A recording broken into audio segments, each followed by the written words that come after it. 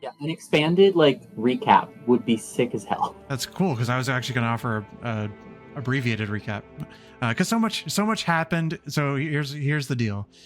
You guys, your characters have spent a pretty hectic 4 or so days in Flamebridge. That spanned over the course of 6 sessions or something like that. You went to the astral plane, and Arcana essentially asked you to help him save the world. After all that, found out Flint was wanted after his friend Thok sold him out, forcing you to evade the local militia and the Dawnbringers. To get out of the city, you made a deal with the Jade Mask, kind of promising to help them find some ancient relic buried beneath the Dawnbringer fortress. Someday, not right now. But your current mission, which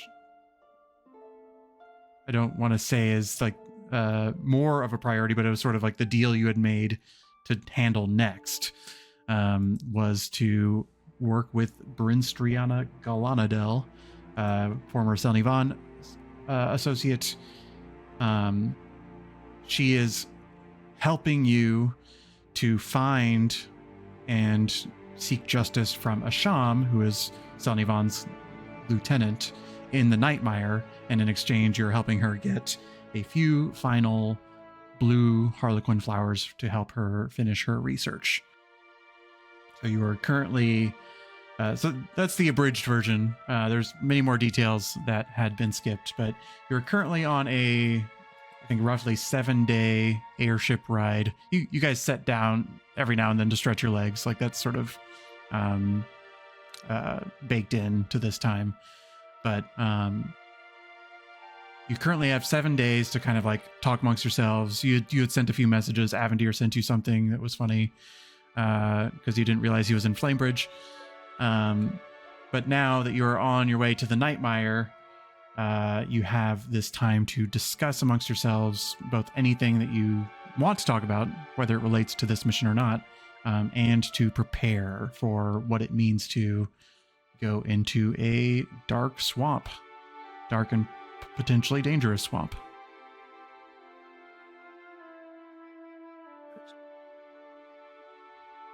And that's where we left off. If there isn't a Shrek arc coming, I'll be very upset with you. I'm sorry, say again. If there isn't a Shrek arc incoming as we go to a dangerous swamp, I'll be very upset. I neither confirm nor deny. So we could just go around. Is there anything that clacks that you think is sort of on your mind during this journey? Ways you would prepare, questions you would ask? I think the biggest question in my mind would be going in the swamp, and if I remember correctly, we talked about the nature of the work being potentially the harvesting and everything else. We should be ready for toxins and stuff like that. And I know I have a antitoxin in my bag. I'm just trying to remember the details around that a little bit more. But I know we had discussed that, I believe, in the last session. I came. I think I think it was Mouse actually, who in Brinstriana's shop had bought some ingredients that could also help with protecting yourselves from poisonous effects. Brinstriana, she herself is an alchemist and carries some supplies, but has not distributed anything amongst your party. But that may be something to consider with spell preparation as well, depending on how prepared you feel. I think that's the big... Oh, go ahead. So I have 5 roots that when you use an action to consume a dose, you gain advantage on saving throws against the effects of poison or toxic substances for 8 hours. Oh, wow. So basically, if we think we're going to be around poisons, we can all eat one of those. Yummy. Yep.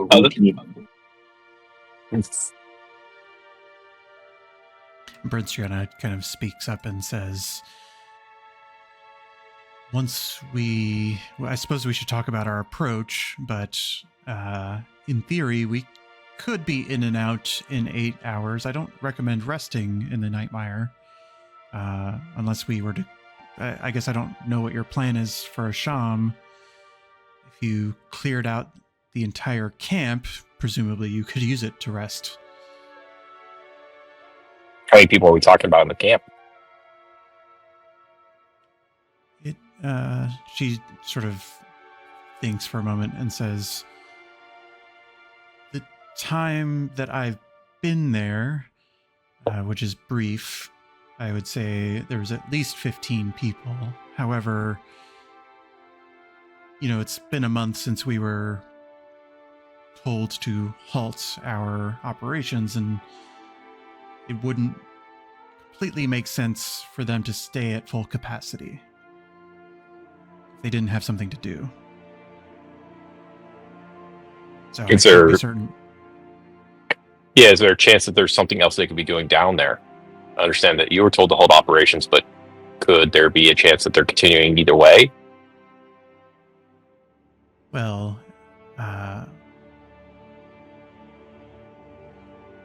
you said, if I remember correctly, that you dealt with the gnome in Consonance. I forget his name. Yes. We dealt with Rajan? Yeah. Well, he deserved it, but his role was to process a lot of the red flowers. You see, she's sort of like, she has in her mind the like scientific terminology to use, and sort of understands that you don't know that. So she takes a moment to simplify her language, and she says, "Well, if there's nobody there to process them, then there would be no reason to collect them." Okay. Their warehouse may be full at some point, at least. But we do think a Sham is likely to be at this camp. Seems likely. So, more holistically as a group, like, what is our plan in terms of dealing with a Sham? Are we trying to deal with them right now? I feel like that might be the first thing that really sets alarm bells off for Selmy. Can someone remind me what a Sham is again? A Sham is like her right-hand person, I believe. Like, Yeah, in the vision that you guys saw some time ago when you used the blue flower that you bought and saw them all, Asham was like a sort of a full plate, big, long sword strapped to her back, like beefy bodyguard. I see. well, and I feel like she seemed more loyal to Selny than many of the others. Yeah. Like, there were some that seemed like we could probably, convince Right. to abandon or turn against or whatever Selny, such as Brinciana here.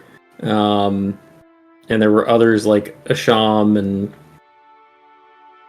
I don't know. I don't expect to have a whole lot of luck with Garnet whenever we deal with that, but I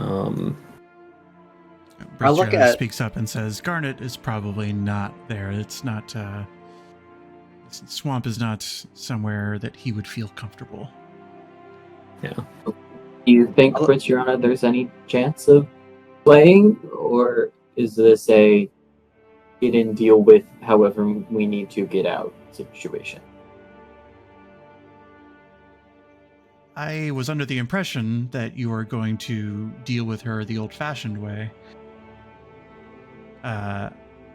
She, from my perspective, seems undyingly loyal. I work with you because it's in my interests, And I think her interests are simply that she owes Selnivan. I think if I remember some gossip I heard in the camp at one point, there was some of Selny's squad that were sharing stories about how she used to be a sort of a lesser servant or bodyguard of the Lord Vaughn, and apparently he wasn't very nice to her.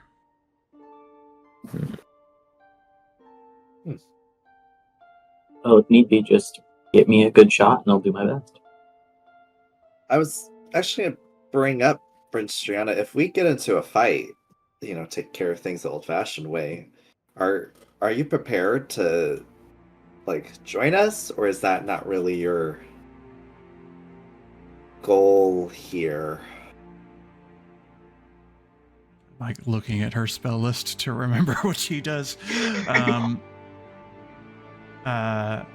She sort of says, I would prefer to not reveal myself just in case things go wrong. I believe our deal was that I help you find a shaman, that you help me find what I'm looking for. As far as they know, I'm still in Flamebridge. Right. Fortunately, we don't know how things will go when we get there, so I just wanted to see if you were at least prepared for a conflict. You can just stay in the back with me. As we kind of get ready for this, I think we noted at some point that the Nightmire is a graveyard of an elven army. So I don't know if that impacts anybody else as far as party preparations go, but there's a chance maybe there's some undead around.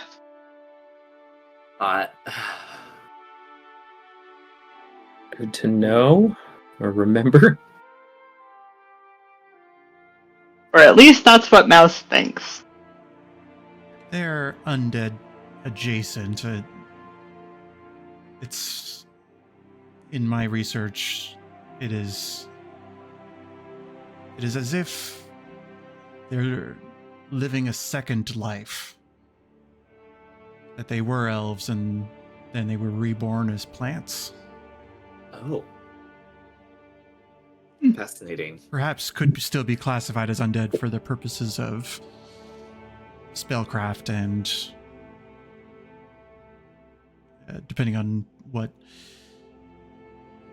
abilities you have, I might still assume that they were undead for those purposes, but... So does that mean they chose to be undead plants? The Nightmire... Oh, go ahead. Kind of just happens, unfortunately, with certain magics, especially for talking necromantic. Either a specific person causes it to happen, or some sort of malfunction with the spell. Seems like there's so much death in this area with this elvish army that the magic kind of weaved its way into their bodies without asking for consent. Some say that the first elves were plants, and that this would just be the cycle of decay and regrowth. That's a nice thought. I don't know. I don't think it's that truthful. Does this imply that they are not intelligent and will attack us on sight, or is there some talking to them and reasoning with them beyond what you would normally expect with undead? Give me an insight check, Flint.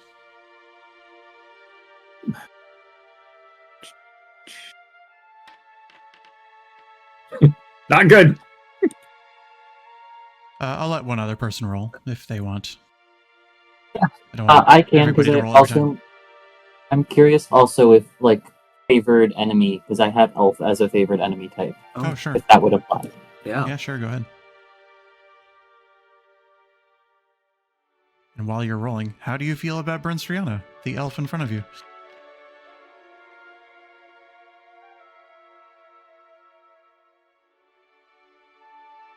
I still, I think, feel very guilty about shooting her bird, Oh. and is kind of getting trapped in his own anxiety about that.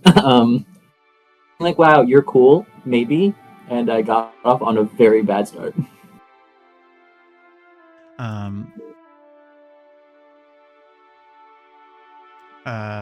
So I would say with an insight check of 27, you feel like she's holding back some knowledge.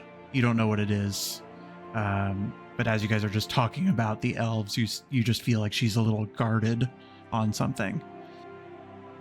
She's elvish too, right? Yes. Okay. Yes, that makes sense. But so your last question was about being able to speak with or reason with them, and she speaks up and says, there have not been opportunities in my time to the Nightmire to do so. Generally speaking, when I'm brought in, the way has been cleared. And it's kept cleared so that I can do my work. Well, I know the goal is for you to not really be seen in all of this. If push comes to shove and you do have to end up in combat, are you capable, or are you not much of a fighter or combatant? I can handle myself, but am not necessarily trained in many offensive spells. More utility.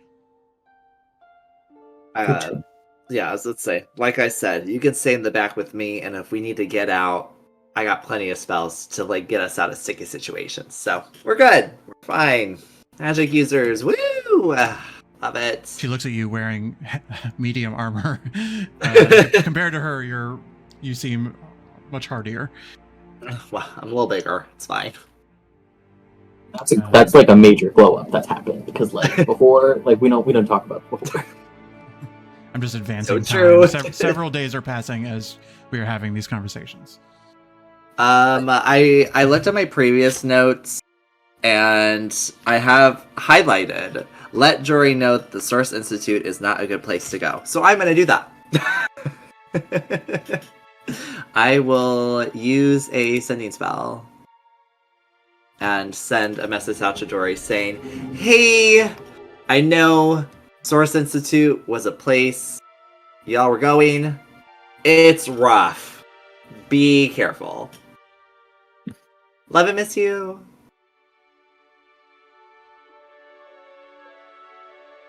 Over this stretch of days, I have a question, and it's a little. The rules are vague, but it's also a chicanery-based question. So if the answer is no, Oh. absolutely not, that's so fine. The AI generation of my man. Ooh, okay. I'll take that. Look at those. He's beautiful. He's beautiful. He's only got top teeth. Probably 4 okay. fingers down there. He responds and says, yeah, I heard something about that. Are you there? But I don't plan on going, so let me know when you're up north. North. My God. Wait. How do I get to maps? Oh God. Sorry, go ahead, Jacob. You had a thing. Okay, here's my chicanery-based question. I am proficient in a poisoner's kit, which feels on brand for Strata and who he is. Would that then also lead to proficiency in crafting, say, like how, like, I don't know, my brain goes to like snake bite, like the anti-venom for a snake bite is just more venom in a different way? Like, could that be extrapolated because crafting rules in D&D are so vague to like be able to tinker on some like poison, anti-poison stuff over the several days we're in the air? I believe Mouse, because she's it has been codified a little bit more in 2024, and the herbalist kit can make antitoxin. So I think that's more of her thing. I can make antitoxin. Ooh. I'm actually going to respond back to. Oh, I didn't mean to roll. I was just clicking to see what it said. I'm going to respond back to Jory, which means another spell slot. This is like 7 days of straight travel. Okay. I wouldn't spend the entire session doing 30 sending spells, but you're good. Okay. Then I'll eventually get back that spell slot. I'll say, no, I was there, and it's crazy. A little hot, too hot for me. Where north are you? Or where are you going? Love and miss you. I can't always pull up the portrait because of the way this thing works, but That's fine, yeah. But Jory pops into your head and says, "Currently at dusklight in the middle of class, though. Talk to you later."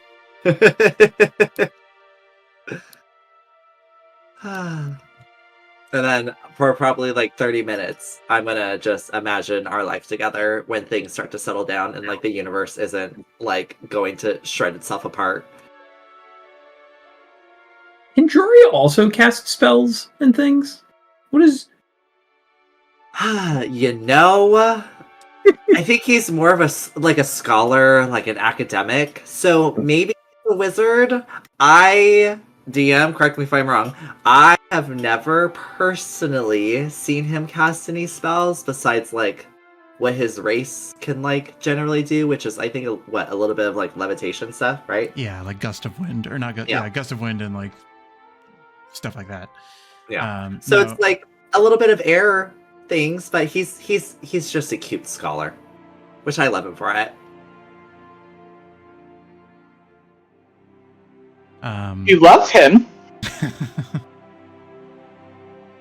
That's the first time we've heard those words. It is not. I accidentally spilled it like months ago, months ago. I'm slowly coming to terms with the idea of that feeling. You know, like missing someone makes you miss them more when you're not around them. Longing. That's how I'm feeling. I wish to understand that feeling someday, but I love that for you. Aesop doesn't know how to respond to that. I think I'll just give you a hug. I'm like, okay. Prince Rihanna speaks up and says, "So how long have you been traveling together then?"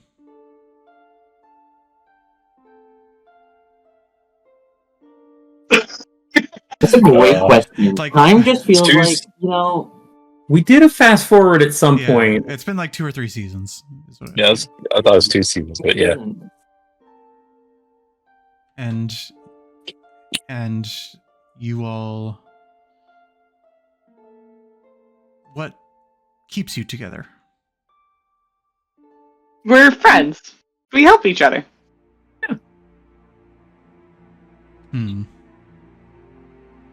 Started out as kind of, mutual goals, but yeah, now we kind of... What's I just prefer more isolated life. People are disappointing.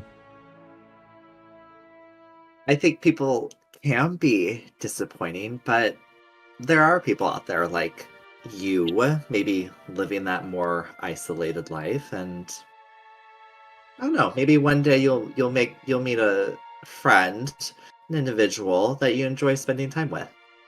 Maybe one of us. You never know.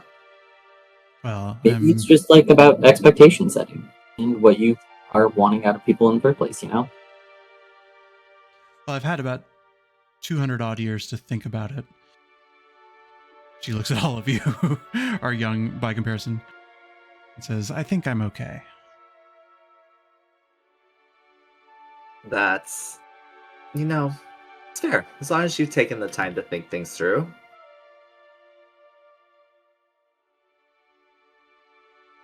All right. Another day passes. Any further talking points or questions? Yeah, can I make some antitoxins? Absolutely. I think it's really yeah, I think it's just like we kind of hand wave that you have a bunch of random herbs in your bag. I think it's really just you could probably make, I think it's one a day at half the cost that it would take to buy. So is antitoxin, who has one in their inventory? Just want to see their price. Clax has one. So it would cost 25 each, and you can make a maximum of 7 in the time you have. A lot. I mean, I think I make at least 5 and give each of us one. Well, 2 of us already have one, unless you want to want us to have it double up. 3 then? And then everybody has one? Or do we... I don't know how many we need between the roots and the... Does herbs make extra? Say again. Just does it hurt to have the extra? Right? Making 3 versus 5.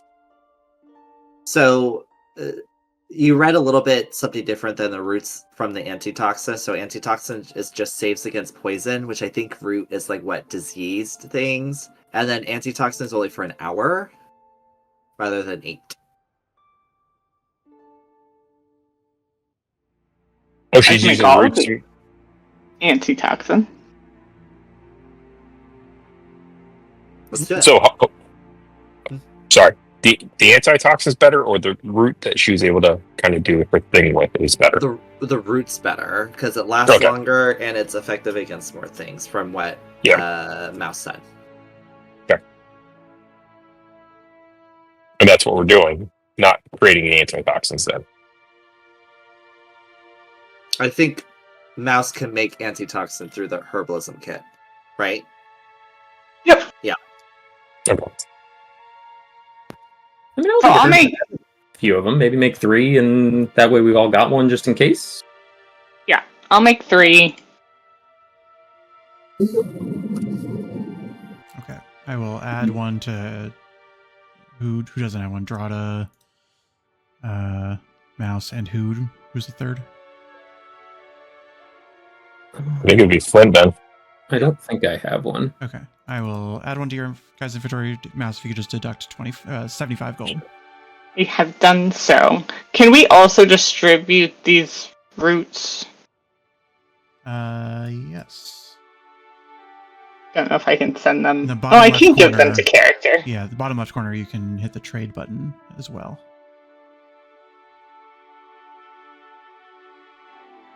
But I'll distribute the antitoxins you made at least.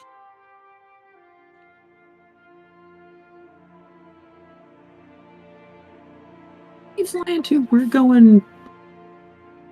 Oh, it's way down here. Okay.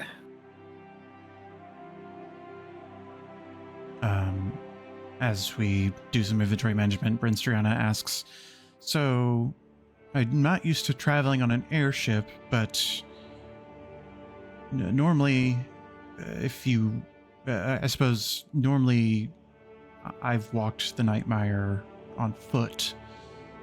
Is that the plan?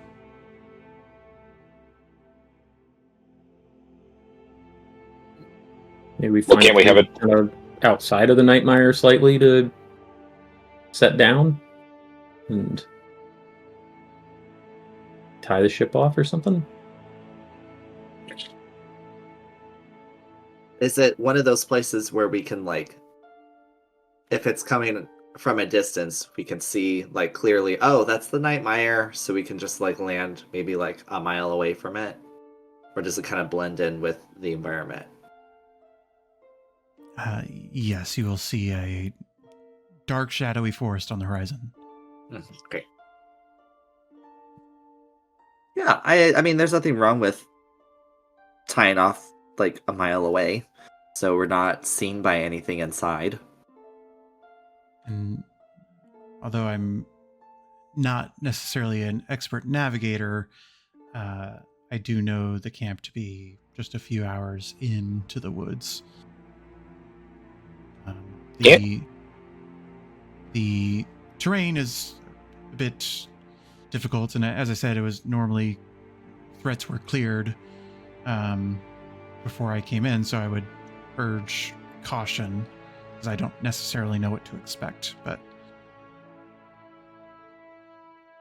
How much of a problem is it for us to just fly the ship to where the camp is, rappel in, and then meet the ship out at a designated spot? So, like, if we're coming in from the northeast, so we're heading southwest into the northeast part, right?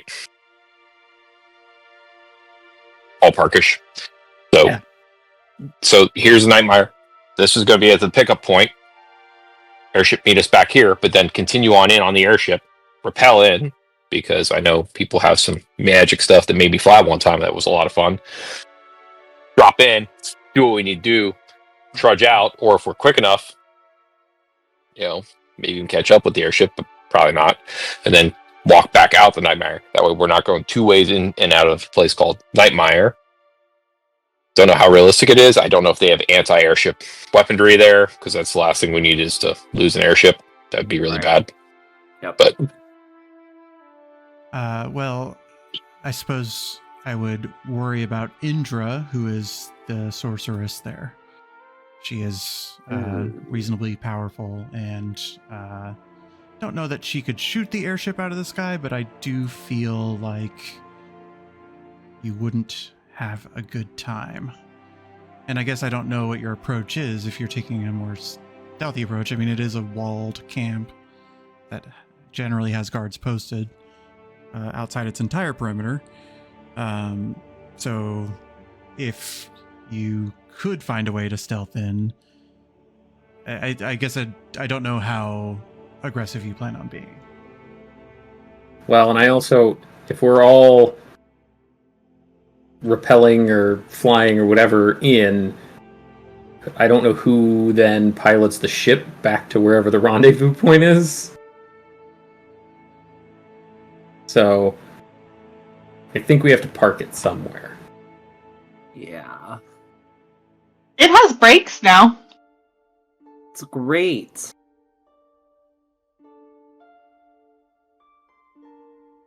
Well, I'm just throwing an idea out there. Oh, go ahead, Brinciana. She speaks up and says, well, as I've said, didn't really want to reveal myself, so if you needed somebody to stay up in the ship, I could, but I still, that still could be more dangerous than you think. Indra is, I believe, the only spellcaster they have on hand, but she is quite capable. Okay, a couple questions. Do you know what type of spellcaster Indra is? Based purely on rumors from the camp, because I, again, have not seen their capabilities in person, but it seems like they all have an affinity for ice spells, or ice. It's difficult to define.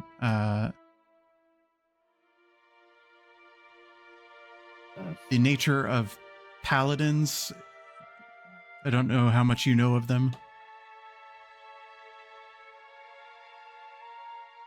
Not a whole lot. Paladins working for her? It's common amongst Genasi to worship their particular elemental deity and leverage those elements as part of that worship. I see. So Indra is a Genasi elemental of some sort.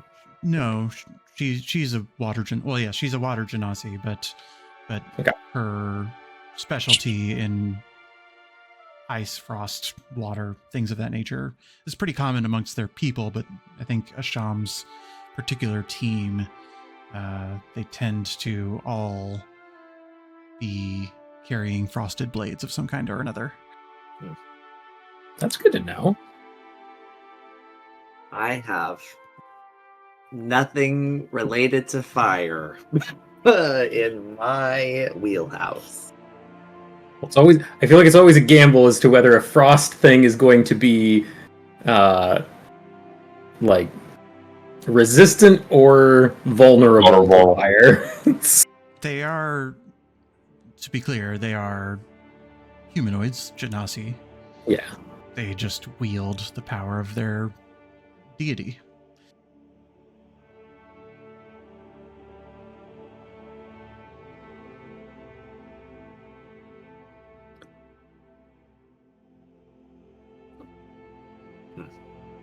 So, all right, yeah. So, going back to the offers, stealth is not our strong. Well, some of us stealth is not our strong suit. Some of us do very, very well at stealth. So that's the one concern with the stealth approach. Whereas, if I remember correctly, in Mouse, you can like call lightning down and make big storms and crazy stuff like that. So you could always be with the airship as support. I just don't know how far the range is on that. If I'm close enough to hit things at the camp, she, the caster, will definitely be close enough to hit the ship. Okay.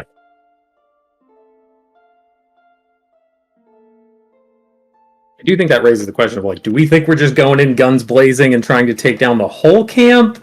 Or are we trying to sneak in and just deal with Asham and get out? The camp is... they cut down a section of the swamp and set up some protective wards of some kind to keep the threats of the camp, the threats of the wilds at bay. So it's sort of is positioned in a bit of a clearing. You don't... we should have visibility of the camp so that you can see it for yourselves if we walk on foot. We're going in guns a-blazing, and it would be helpful just to, as Clark so beautifully put, some of us are good at being quiet and some of us aren't. To take out either Asham or the sorcerer and just get them out of the way and go off on my own and do my own thing. I'm happy to be of help in way. It seems like we're dealing with people who are loyal to the cause. I fear that going guns blazing is our only option. Especially if we get caught, if we try to be sneaky. I don't think there's any way to talk ourselves out of a situation with this one. All I would warn is that Asham runs a tight ship. She's quite tactical. It is a well-defended fort. Not, it's not a castle. It's a fort in a swamp that was built for industrial purposes, but it will not be... let's just say that you should be prepared for creativity on their part.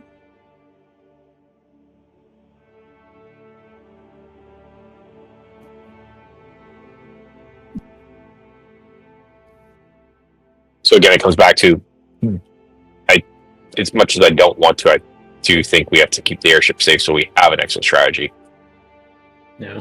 And then, Drada, we might have to rely pretty heavily on you to see what's going on, because I kind of stick out like a sore thumb. There's me, not to volunteer, but we also have a druid who can become many an animal, or small creature that can also get intel pretty reliably. There are no animals in the swamp. Oh, okay, well, that's less helpful. There are no animals? No. In the dead, swamp? dead, okay. Oh, okay. I also, if we want to try to be stealthy, can help us be stealthier. Same. Sort of is at this point that you just sort of start to see the dark forest on the horizon. And at this distance, there's not much to glean from it, but it's a little bit like in The Lion King, where it's like, don't. Well, what about that dark spot? And nobody ever goes there. It's not a pretty sight as as it contrasts against the otherwise lush green and rocky areas that follow this section of the land. You do not see any roads of any kind coming into the Nightmire. The roads only go as far down as the pond, and there is like, mountain colonies that are this far south, but whatever means that they use are nowhere near where you're going now. This is sort of just it's starting to become quite desolate quite quickly as you're closing the distance. You still have time, I'll say, in this moment, if you have any spell preparation that you want to do. But it's sort of, if it's getting to the point where if you're going to set down, you're probably going to set down in the next hour or so. And I suppose I would invite you guys. We've been just sort of like having 7 days worth of conversation in 20, 30 minutes. But what time of day would you like to arrive? Would it be bad to say night? How many of you guys cannot see in the dark? Is it just Mouse and Clax? I think me too. Is it 3 of you? Ugh. Which I still don't know how Dragonborn can't see in the dark, but whatever. They changed that in some different rules, I believe. But in the edition we're playing... Yeah, I also don't see in the dark. I have another chicanery-based question. Flint, did you die? What? Just see that you had 0 hit points. 0 hit points out of 0 hit points in my game. I do not recall dying. All right, continue. I'll fix it. I need to figure out how many hit points you're supposed to have because your maximum was erased as well. Oh, that's You weird. do look dead. He's just getting on theme for the undead evil damp forest. It's just in disguise. it's a bit. I am also unable to target Drada with Gift of Alacrity because Brinstriana's in my way. I'll let me fix Flint and then I'll take care of that. Yeah. Incredible. My question for this here, the way home airship of it all. These 2 lights on the bow and the stern, are those constant? Probably. Those allow the ship to float. Okay, great. Because I was going to offer I could cast silence on us if we wanted to do a little info gathering. But if it's a bright light shining directly above them, that feels like a bad idea. My starship is not. I mean, it would be at night, maybe. It would be pretty shiny at night. I could really work on some sort of items for you guys to be able to see in the dark in the future. That feels like a future project. Smart. Drada would be eternally grateful.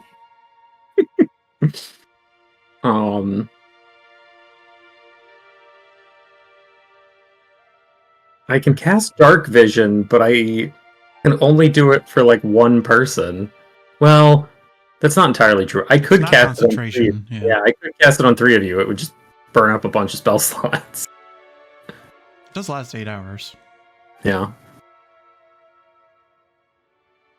Are we eating our roots before we go in? Yeah, hold off until we're like at the edge of the forest, maybe. I would Okay. agree.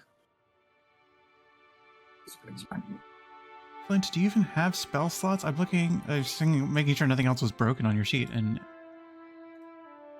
On my end, everything looks fine to me. okay. I mean, you didn't die either? I didn't look until just now at my hit points, and I do see that you've maybe. I'm just refreshing, but anyway. All right. Well, so do you want to land in the morning or in the evening? morning. I love More. that. Oh, ignore that. That was me. I remember that poor little Neptus died in space, I think, and like had to go in my Pokeball essentially kind of thing again. I forgot. No. I forgot if I needed to do anything to heal him, No, or if he heals on his own. He heals on his own. Okay, he just didn't get any like XP for the battle because he died. Yes. Damn it. Okay. He got a little bit. I'm not gonna like. He's not an easy thing to keep alive, so I don't want to. That's fair. It's just a little guy. So we do an evening or morning? I love evening, but I say that selfishly. Yeah. Can I make a kind of? Can we meet in the middle? Can we do pre-dawn, like 3 in the morning, 4 in the morning?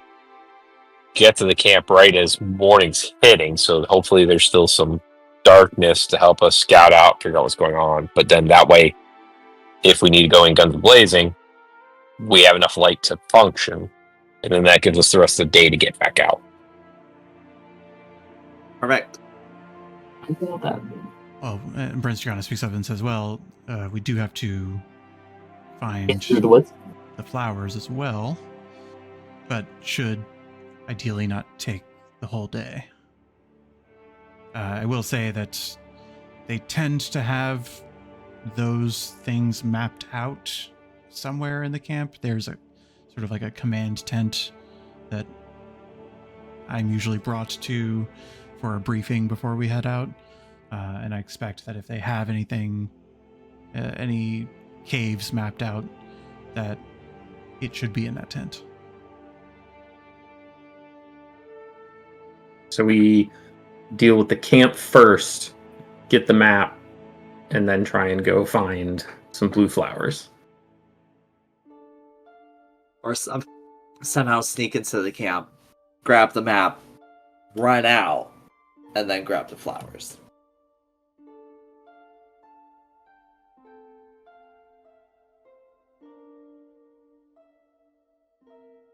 Well, let's sit Sounds down grungy. and see how it goes. Yes. Love that. I did move Brand Striana if you want to cast spells on Drada. Thank you. Thanks. I will reset it to be kind of like dawn. So you guys have some time to sit down and walk over the camp. I assume, you do some basic kind of like tie down, sort of cover/hide the airship from the elements and or any passersby. But as mentioned, this is not the type of place where passersby would even come.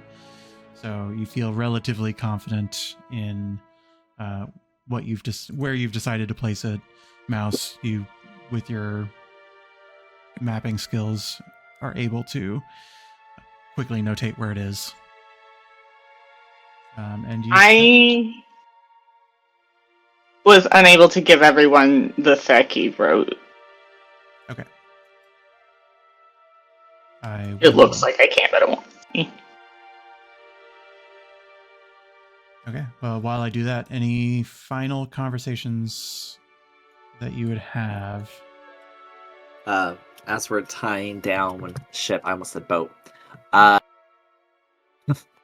I'll look at Brent Striana and just kind of like with the Nightmire in the background of the conversation, just kind of ask her, like, with the rumors of like an elvish army died here, like, why were they here in the first place? Was there a civilization city, like an elvish civilization and city here?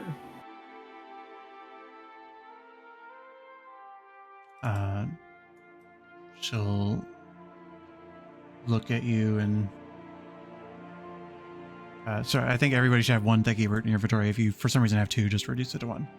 But she'll look at you and say, "It was a long time ago. It's something I've been looking into, but said that the elves were the first to arrive to Ventus, other than the Genasi who had lived here before.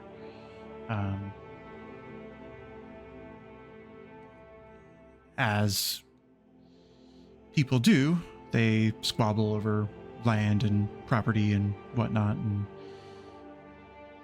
I am sure the Genasi didn't appreciate newcomers on their land, and I'm sure the first elves didn't appreciate it not being shared.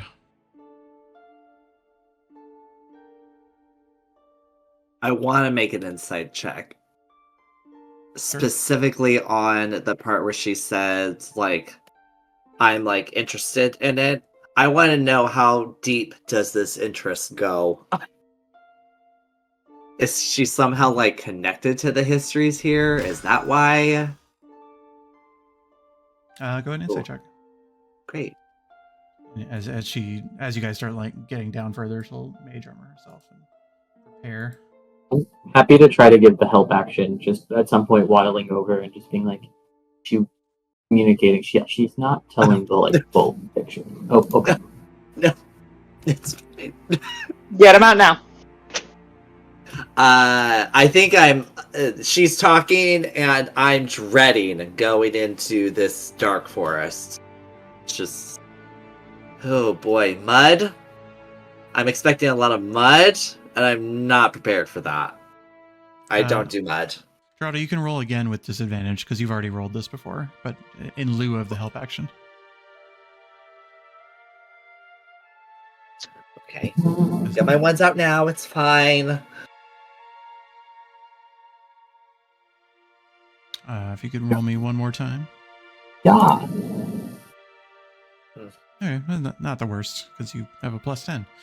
Yeah, Aesop, you're just sort of... You're not sure what to make of her. So boring. Drada, with a 15, it's hard to tell what she has a personal connection with, which you might theorize is some ancient past or something like that, or if she's just a fascinated scholar. This is just her area of study, and she knows a lot about it. Great. On our long walk in the woods, I'll happily try to quietly communicate, just to like, hey, there might be a little bit of some personal drama here. So, yeah, because I noticed you were asking earlier, and just like, I don't know if at some point, like, I'm not gonna say she's gonna act irrationally and like do something based on like what she thinks is right and based on her like, you know, like very personal narrative that may or may not be, but like that could be in our future. We'll find out.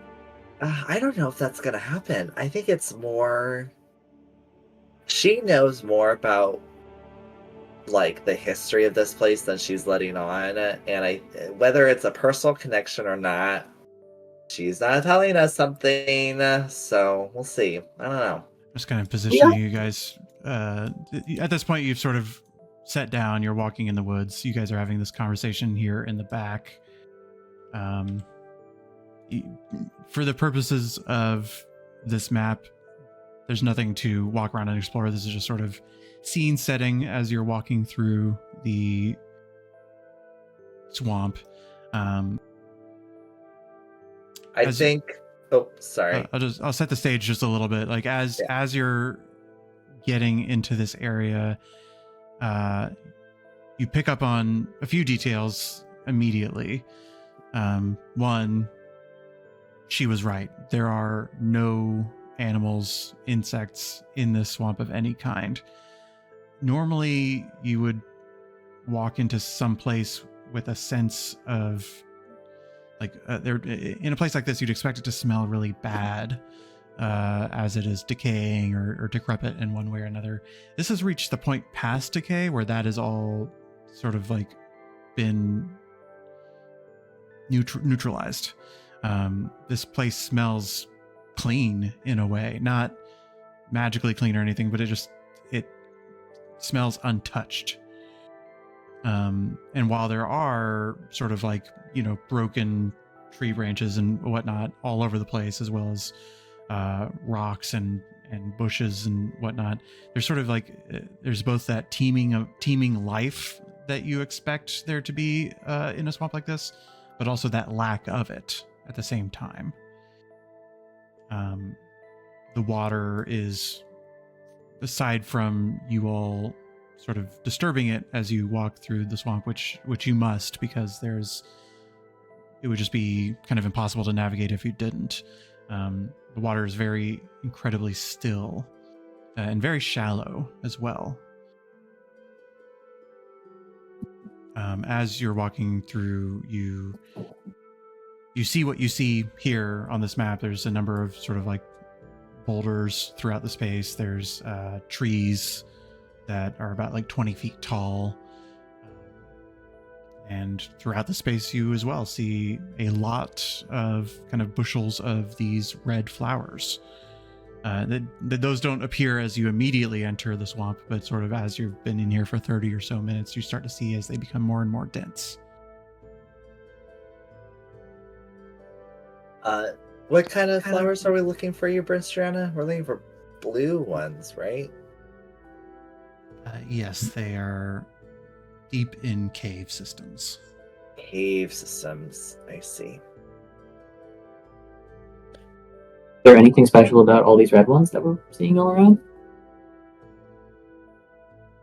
She doesn't scoff, but she just looks a little disinterested and says, "Not of interest to me. Okay. You're welcome to take a look if you so desire." I'll give Strada the side eye of that comment, like, Okay. Yeah, on that, Strada, I think, will also scoff a little. Every 10, 20 minutes, would love to, like, climb one of the trees and, like, get to the top of it just to try to get a bit, like, some semblance of vantage point to see if I can see any clearings ahead. Just to try to help steer us in the right direction. Okay. If you can go ahead and roll perception check. Not going to make you roll anything for climbing because you are you. With an 18, I would say just this is your first leg of the journey, getting up a tree and taking a look. You don't see anything on the horizon, but you do just get a familiar sense of this stillness throughout the swamp in front of you as well. There's not you don't hear anything in the distance. You don't sense much at all.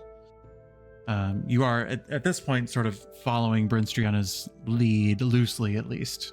She seems to be trying to, as best as possible, keep her shoes from getting wet in the swamp, but is otherwise directing you in a southeast direction.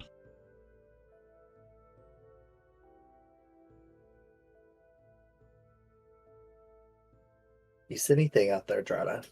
Any plant? There's a lot of trees and a lot of eerie, unsettling stillness. Love that. There's not much more to report. Okay. And we'll try to very subtly use his winged boots to just like skip over bits of water, keep his shoes dry. I forgot you had those. I don't use them much yet. Do you have your cannon out or no? Probably not yet. I just don't know how far away we are from. Yeah, she had initially estimated like a 3 hours into the forest, just for awareness. And that 3 hours is baking in what would be, difficult terrain, as functionally, or it's not really relevant right this moment, but functionally as you are walking through this place, and if you're not floating above the water like some people, walking through the water is very sludgy. Somebody ignore difficult terrain or something? I have water walk. Oh. If we wanted to get rid of that. And I have a spell that ignores difficult terrain, but better used in combat. Is water walk? Yep. 10 creatures for an hour.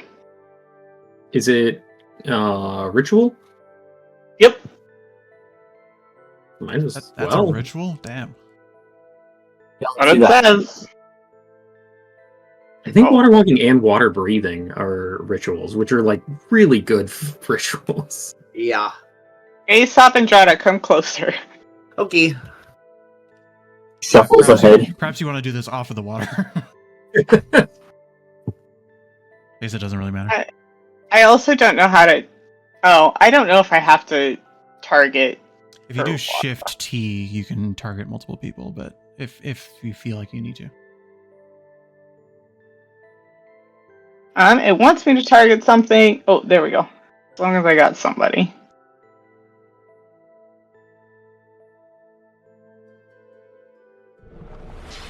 Yeah, well, and it's not concentration, is it? I don't think. Nope. So, Okay. Then we'll just use Clax as a timer because it doesn't need to be on your character for us to pretend that you have it. But it only Guys are lasts faster now. yeah, it only lasts an hour. So making up a little bit of time, but you probably will have to cast it again before you arrive. Is there anything you guys do as you sort of follow Brinstriana's lead? try and stay quiet. As best I can. I think I'd be keeping an eye out for karst topography and cave system signage. That everything is still. I'm looking for any sign of movement. If there was like scouts or something spooky. I think I'm just creeped out. Well, let's start. So I heard stealthy. So let's start with that.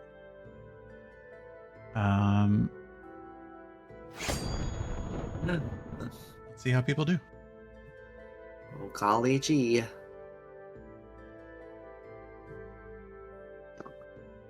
I'm disadvantaged on this, right? Heavy armor, yes, I believe so. Oh, I didn't mean to roll advantage. I'm not sure if it took my disadvantage on that. I might have. I mean, I failed either way. You but- you failed either way. Who wants to roll tiebreaker? I guess we'll say Drada, because you didn't get your advantage. Let's have you roll again. See how well you can coach people to be just a little quieter. Excellent. Yep. Pretty good. Yes, I think it's sort of you despite the water walking, I think like water walking has you're not, unless you've walked on water before, which most of you / all of you probably haven't, you're probably not expecting to Once. you're probably not expecting the like ability to like it's like walking on jello almost. Like there's still a give to it, and unless you're familiar with the step, you might still accidentally kick up water now and then. And as Drada, you sort of coach people to be a little bit more intentional with picking up their feet. You wanna articulate your knee and then your ankle and then just Is it heel toe? more flat-footed, honestly. It like feels counterintuitive, but you just kind of want to be delicate in pressing it. Okay, flat hoof. Got it. While you guys are having this conversation, Prince Diana kind of pokes up again and says, "So, sounds like you want to see the fort and make a game plan, but just curiosity perhaps, but you do intend to kill her, right? Just making sure we're on the same page." I think that's the plan. It doesn't sound like there's going to be any swaying her to join our side, so... Is it possible to just I know you said it's well fortified, but is there even a chance to just sneak in there, grab the map, and go? If you're confident in your skills, but she sort of looks at Clax and says, it wasn't my understanding that was your purpose for coming here, is just to get me my flowers. It is not. I mean, I feel like it's killer or capture. Yeah. Fight, nonetheless. And I don't know how we would reliably capture her and keep her as a prisoner.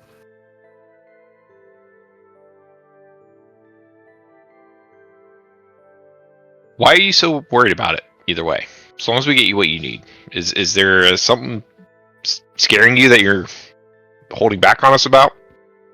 Well, it's a liability to trust you, isn't it? If part of it is just sort of measuring your intentions so that I can perhaps gain confidence in your abilities. Were she to capture you and you to reveal my involvement, that would cause problems. I will give her one option, if conversation even comes up, to join us. But as everyone has alluded to, it doesn't sound like she will. So I'm looking for a fight. Which also, I just need to put into the space. It's so wild that we've had so many conversations around me not killing people, and I felt like I really did a great job learning and growing from those experiences and conversations. And now here we are, and there's no moral bend to the world, and that's a great realization to have. DM is thinking, have you ever actually used Assassinate, or have you just... No, literally no. Oh, surely it's come up at least some point. I don't think so. No? Oh. No, it happened once. Never because you stealthed on somebody, but just because you acted first, maybe. I don't know. I think it's worth just remembering that even though what we are doing we think is the right thing and the good thing and whatever else, there's a very real chance that this would be seen as very illegal. So... Oh, definitely. Yeah. I mean, laws are just made up. Yeah, that's like old news.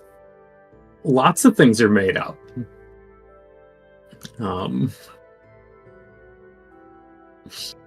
Prince Odyssey sort of nods in agreement to Mouse.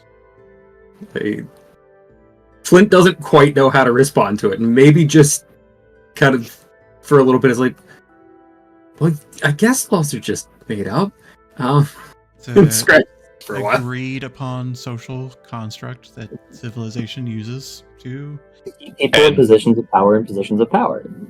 Yep, and they will burn you on it the first chance they get, as I've learned the hard way. Flint, why are you having a crisis? You were almost arrested for nonsense several days ago.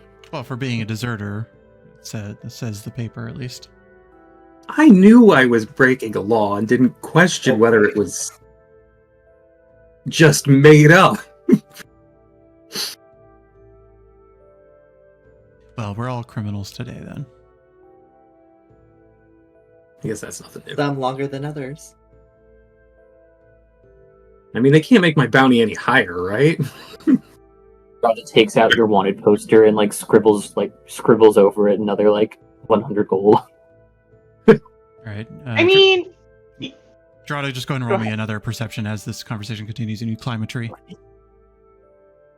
But Mouse, go ahead. well, I was just gonna say, you guys really seem to care about this money stuff. Had we considered turning Flint in and then breaking him out? Whoa! Honestly, I think that's brilliant. I don't know what we need the money for, but you guys like it. Don't know how We've gotten out of stickier situations before, and we'll be rich.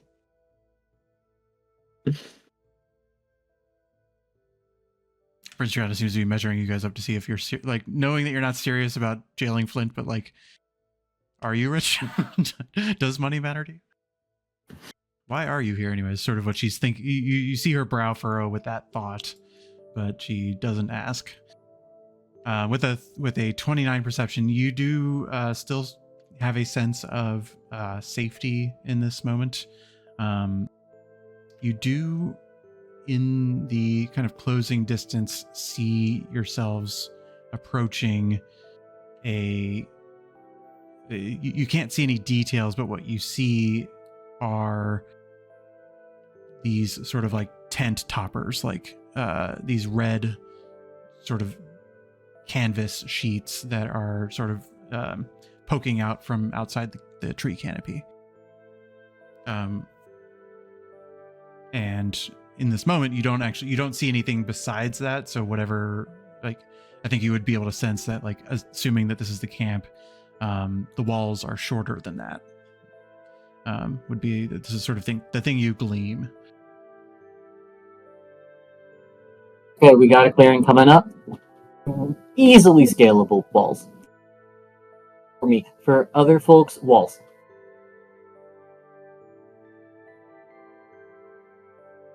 Well, we're probably about 30 minutes out then. Now would be a time to take a break, prepare yourself if there's anything you wish to do. We want to go and take the 8-hour antitoxin. That would be more for... I don't know that you have anything to fear in the camp with regards to that. Okay. Just ice, he said. And swords and bows and things of that nature. Yeah, I'm not worried about that. A question. If I were to, if we're going in and I am able to get the drop on folks, who feels like the better person to go for? The head of the camp or the sorcerer magic wielder?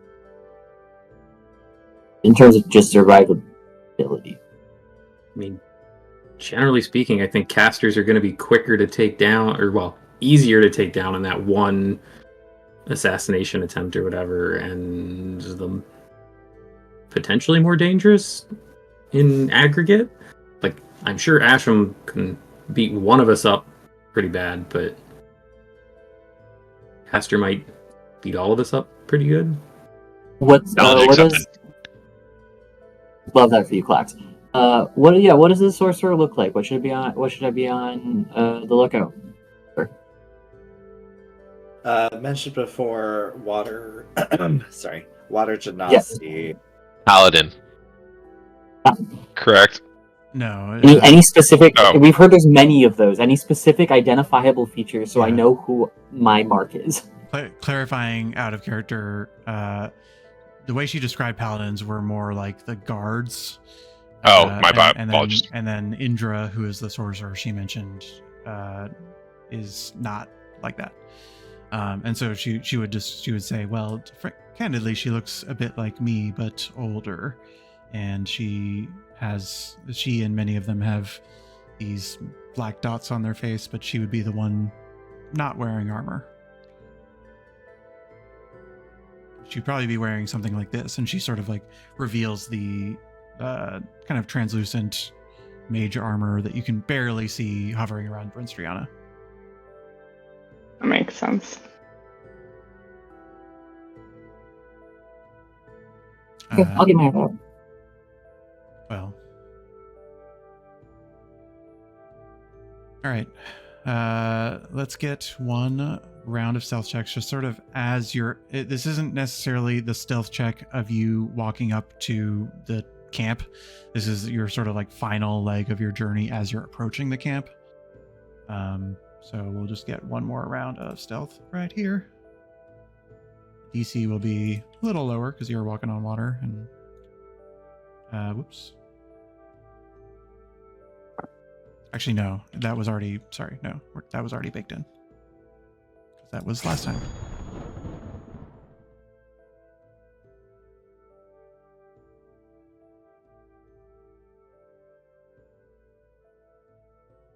Damn it.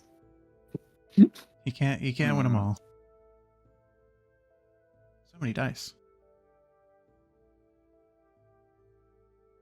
Can you make sure mine rolled with disadvantage? I clicked on it and it didn't roll, so I tried again.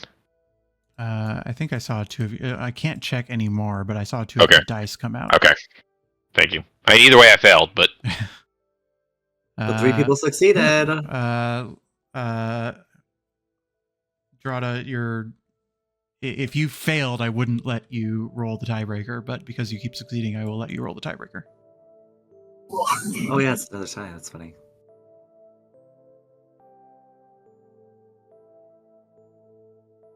I didn't mean for you to roll the tiebreaker with advantage, but the first die was still a 9 plus 11 is good. You continue with your approach and close the distance.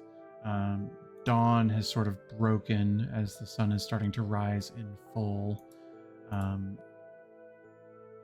And I will bring you over to the next map. Let me just really quickly make sure you're not in the wrong spot.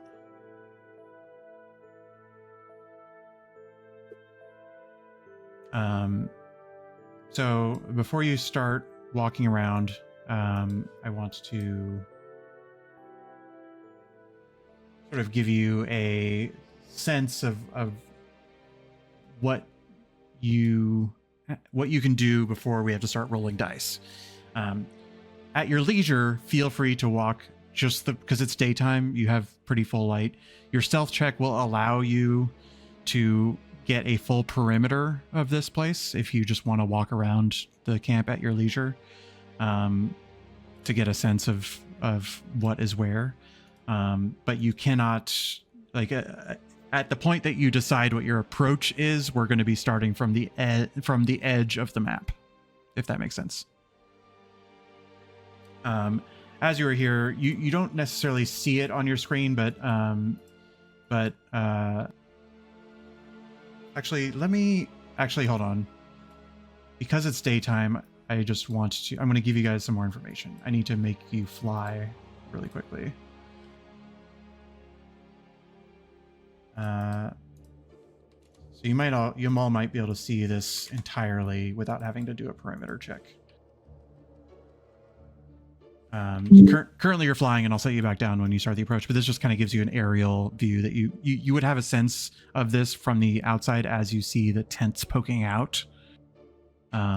These red roofs are these sort of like fabric tent tops, whereas this sort of orange roof in the middle is more of a wooden structure that is like a few feet shorter than the tent, but from certain angles you can still see it.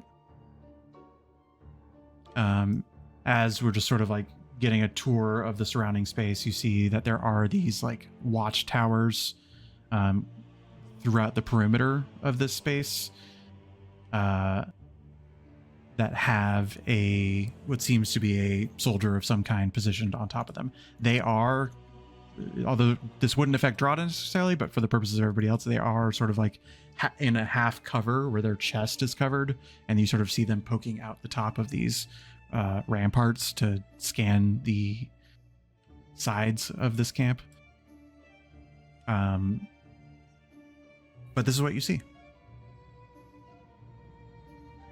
How tall are the walls? The exterior walls are 10 feet, and then the towers are 15 feet.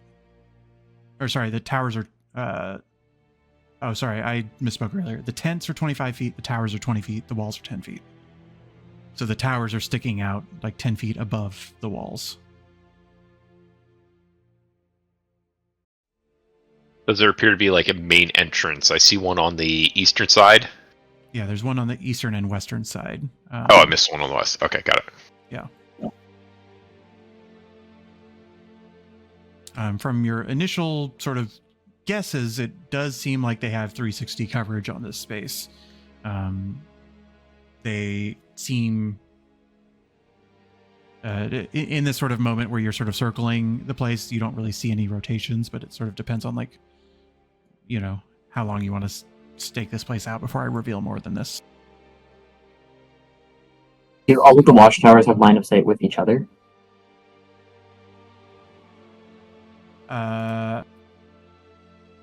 I didn't think about that.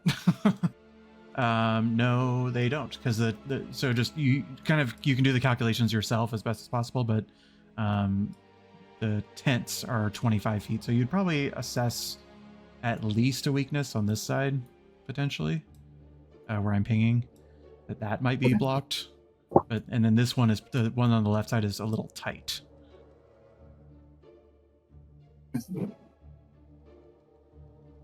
Yeah, I think I would point out if we were to go the route of trying to take down some of the watchtower folks, yeah, there's a chance it's not as visible. It could be a much more visible than it is. Yeah, well, it's hard to say how difficult these guards might be to take down very quickly and quietly. We don't know how tough they are or anything. Alternatively, I did take silence as a spell, if that's helpful.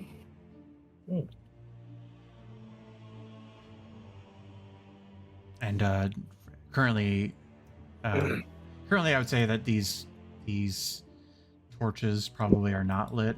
I'm going to turn them off because it's daytime. But you would see that they have torches on each of these watchtowers.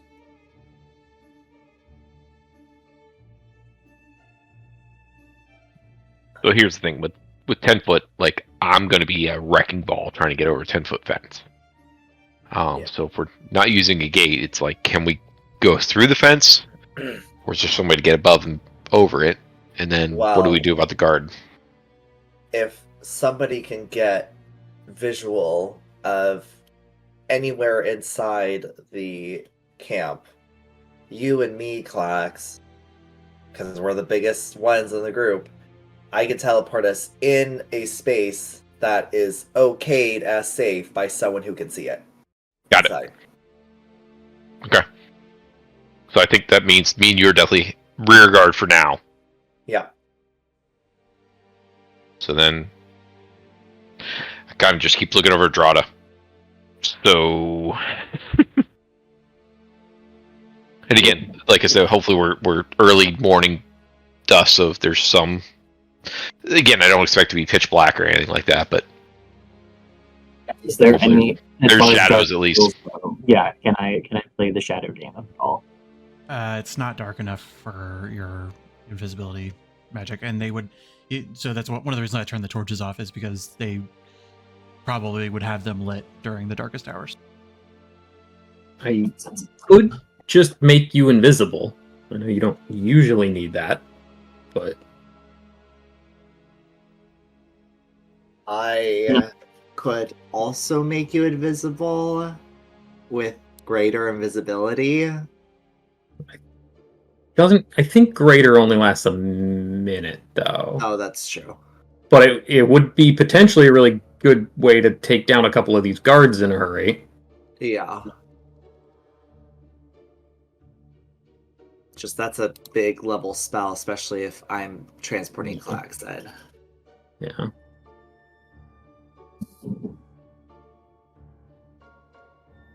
I mean, if we're excited about me going invisible, I would be very grateful for the spell.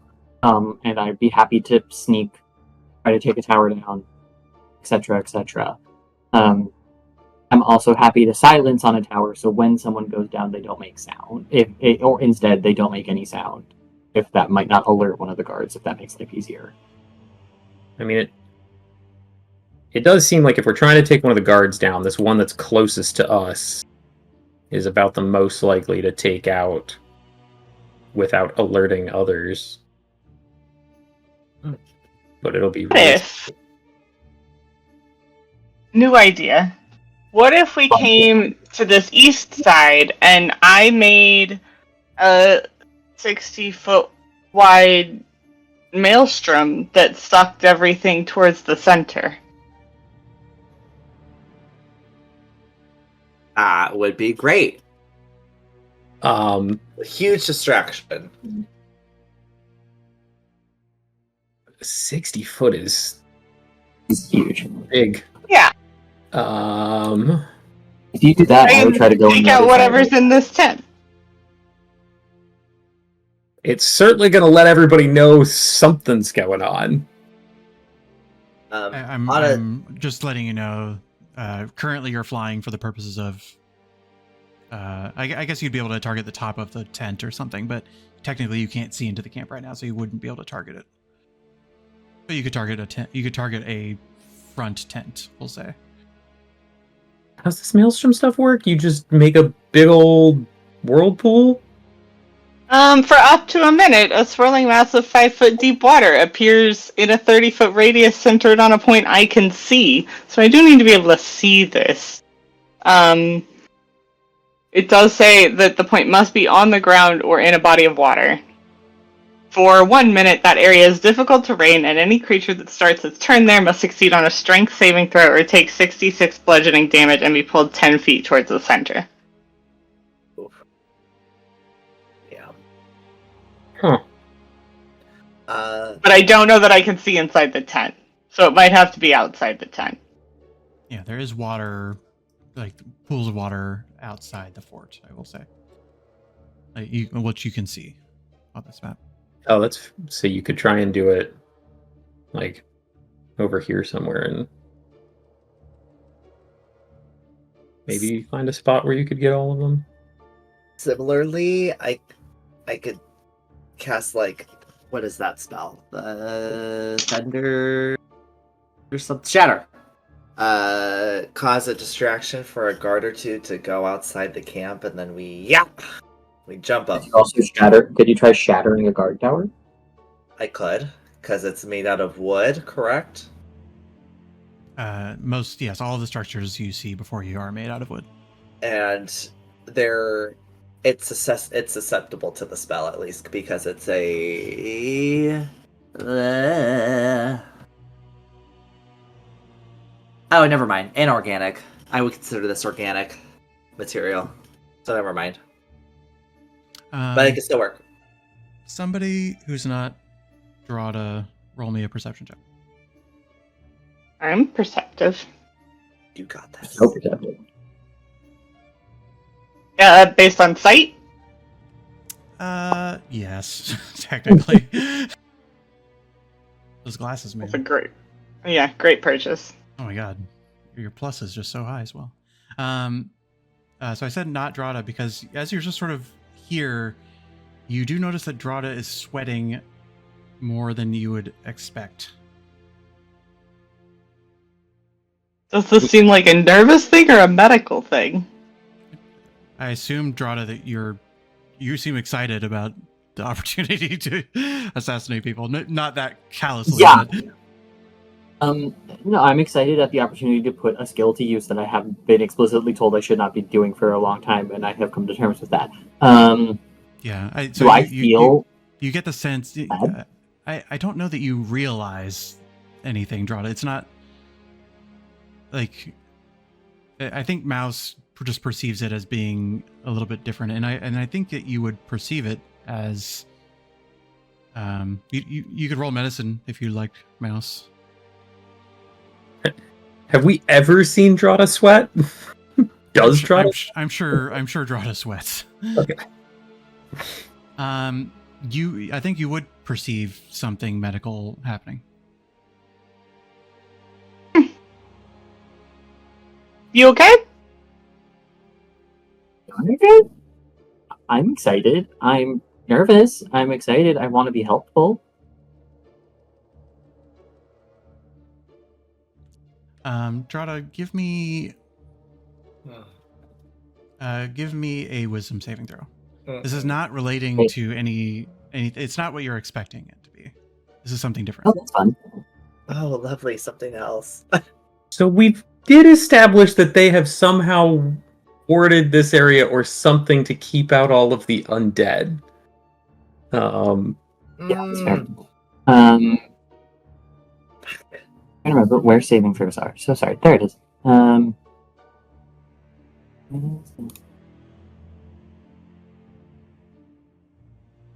Yeah, I think it's at this moment you feel kind of fine, but as Flint theorizes things, you're like, oh yeah, I do feel a faint sense of forbiddance here, similar to like you are not a vampire.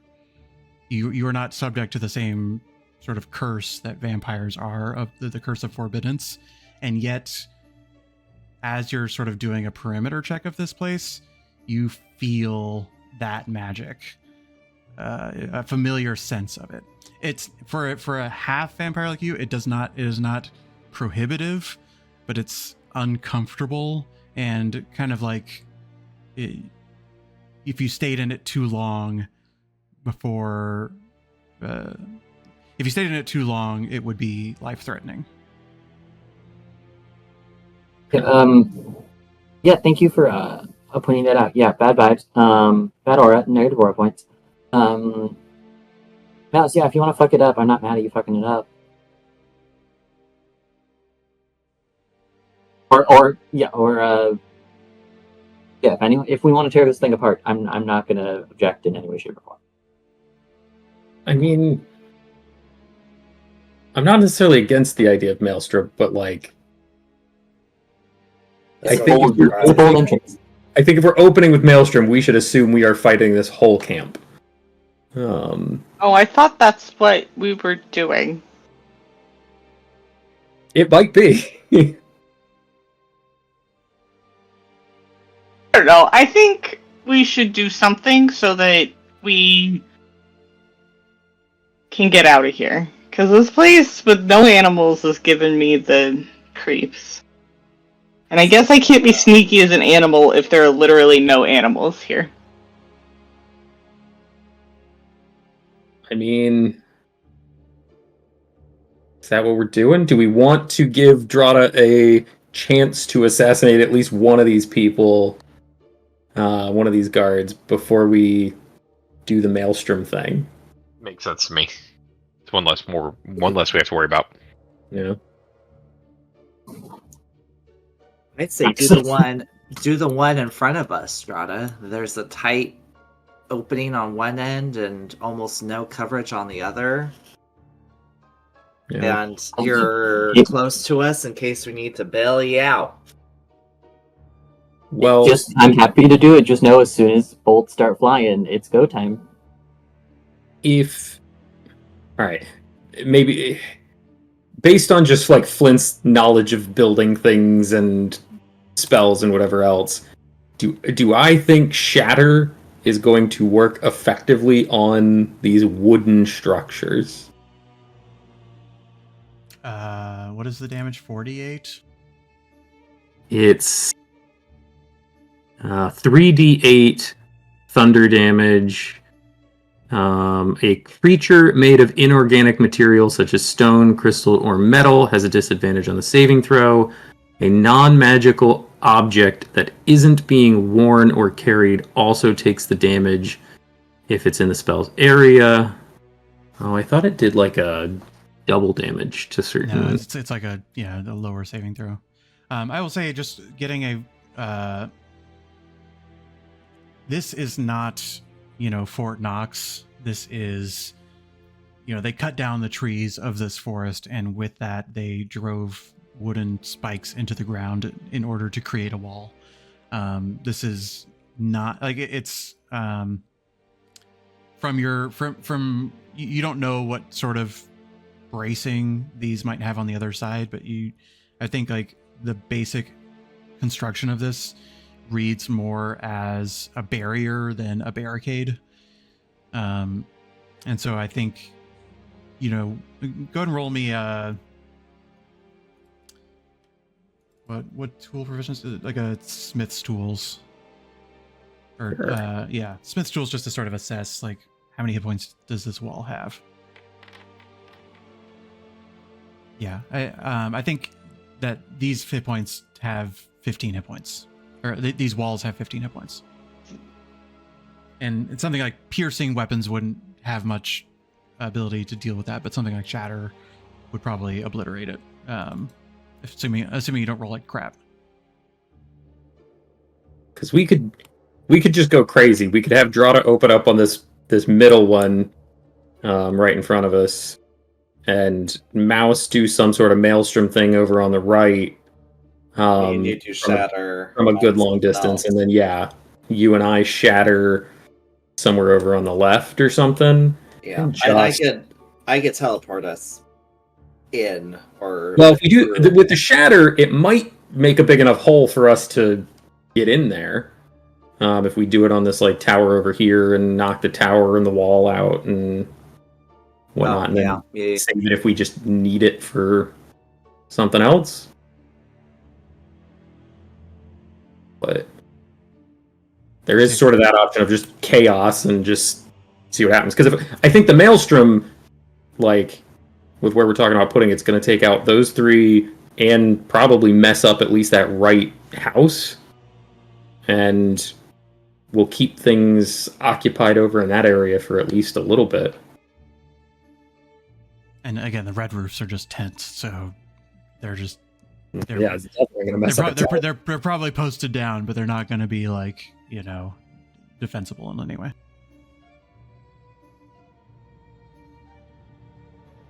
Is it time to shatter and shoot?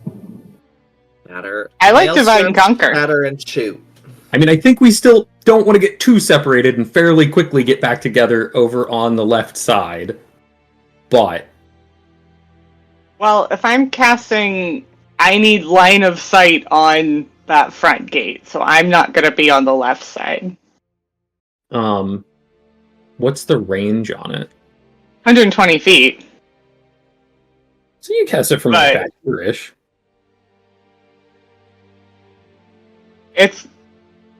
I'd like to cast it on that gate so that I get this tent. Which means that I can't be closer than here. Fair. Well, I mean, at that point, like, you could turn into a bird or something and fly over to us pretty quick. I can cast and leave. Yeah. Sorry, to clarify and drag things out. After chaos ensues, where are we heading? I was sort of pitching that we make our entrance point over here on the left, away from the maelstrom, and like we'll just make, you know, Aesop and I'll punch a big hole in the wall and we'll go in and see what happens from there. I don't know if it's worth planning a whole lot more than start on the left and kill anybody who attacks us. I will say, Clax, when we shatter that wall, that is your chance to run on in there. Got it. Probably kill the person who we dropped from the tower, because I imagine that tower is probably going to fall. At least that's our goal. All right. Good plan, There you Zane. go. Okay, kids. All right, before we 3, 2, 1, let's just take a quick bathroom break. Yep. And then we'll see what happens when we get back. So think about where you want to be positioned or move yourself during the break. Correct. And then we'll be back.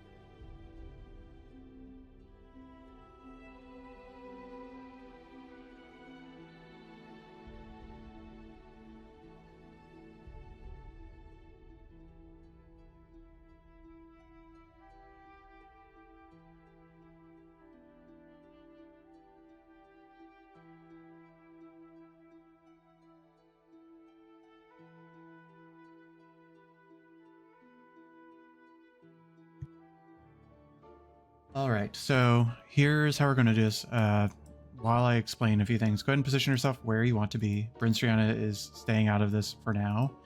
Not to say that she will not be responsive if you call for her, but she's made her wishes known. So she's sort of staying in the back. We're going to start. Just let you know how this is going to go, because it's the plan that you've chosen will inevitably raise the alarm. There will be no surprising people after things go off in the first 6 seconds. What do you mean? So just to be clear how it's going to work, we're going to roll stealth versus perceptions of the guards to see which of the guards are not surprised. If the guard passes, I'd say if the guard succeeds on the against the average perception, then they will not be surprised. Does that make sense? The average perception of our exceeds our average stealth. Which I'm sorry. Yes, yeah. If their individual perceptions exceed your average team stealth, then they will not be surprised. Sorry, guys, I'm pulling you down on that one. No, we're good. I mean, same. Clax, may I recommend, see that rock closer to the right of us? I recommend you might get behind that so you could, it's faster to get inside the hole. So, yeah, agreed, but for clarification, I thought, Kevin, you said earlier we would be starting from the edge. I just meant not on the Not landing. inside. Yeah, you're fine being a little closer, not the edge. All right, and if I need to take a stealth check to try and get there, I understand, but I'd like to try and camp behind a big rock if at all possible. Yeah, I'd say where you are at is the. I would say you're because there's like a guard right there. I would say you're probably better staying where Dorada is, like out of line of sight of anybody. Okay. That works. Thank you. Okay. So. First, let's roll the group stealth. And when I say average, I mean not median, but I forget my averages, but I'm going to add all of yours together, and then I'm going to divide it by 5. Yep, that's average. Whatever that is. Yep. Am I rolling this with the advantage or not? Yeah, you have your advantages and disadvantages as normal. Hey, good luck, everyone. Oh. Good start. Oh. Yeah, nope, I pulled you down. And Clax only rolled 1 die. So if No, you it didn't. I rolled a 14 and a 4. Oh no, okay, I only see the 4, but you're good. Oh, Okay. Dorada just shot us up completely. Okay. Nice rolls, everybody. This average is above Good at 20, one isn't thing. it? Who's good at quick math? Let me roll some Yeah, perception. I while think it's somebody does quick math. I think it's right at 20. Yeah, I was gonna say. Yeah, I think so. It's like 20 plus 20.02 or something. Or Oh, yep. I think Flieger is spot on. 20.2. yeah. Okay, math. Okay. And we're only rolling perceptions for the watchtower guards who may be able to hear verbal components or see people's. It's entirely visual. So the people who are inside the camp are not getting this roll. Wow. Just gonna mass roll these. Love that. Not a great start. That's what I like to see. What we need to see. Uh-huh. All right, I'm gonna roll a few more.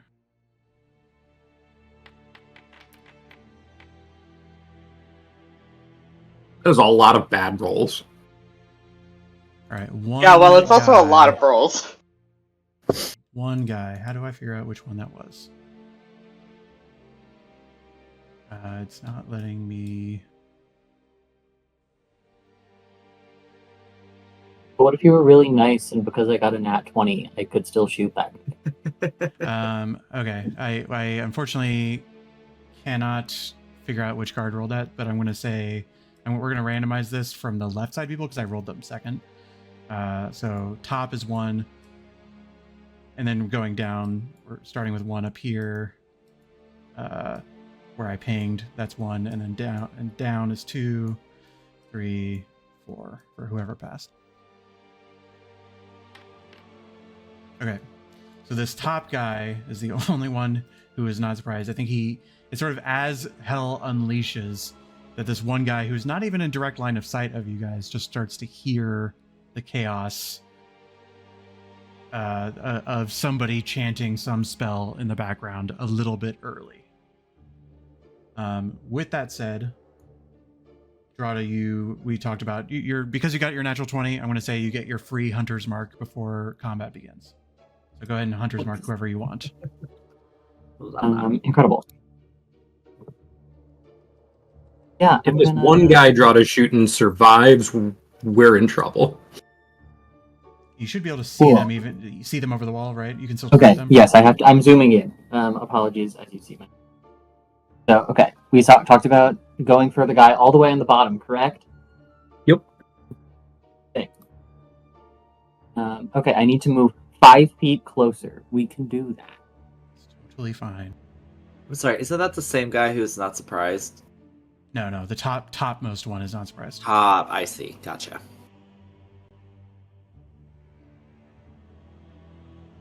Incredible. Oh my gosh, I really spilled. Alrighty. Here's my pockets on. Yeah, do I need to hit anything as far as assassinate goes? Well, we are going to roll initiative because this is so. Because this is how surprise rounds will work. So let me. Is my combat thing? Oh, there it is. Probably because there's so many people on it. So go ahead and roll initiative for starters.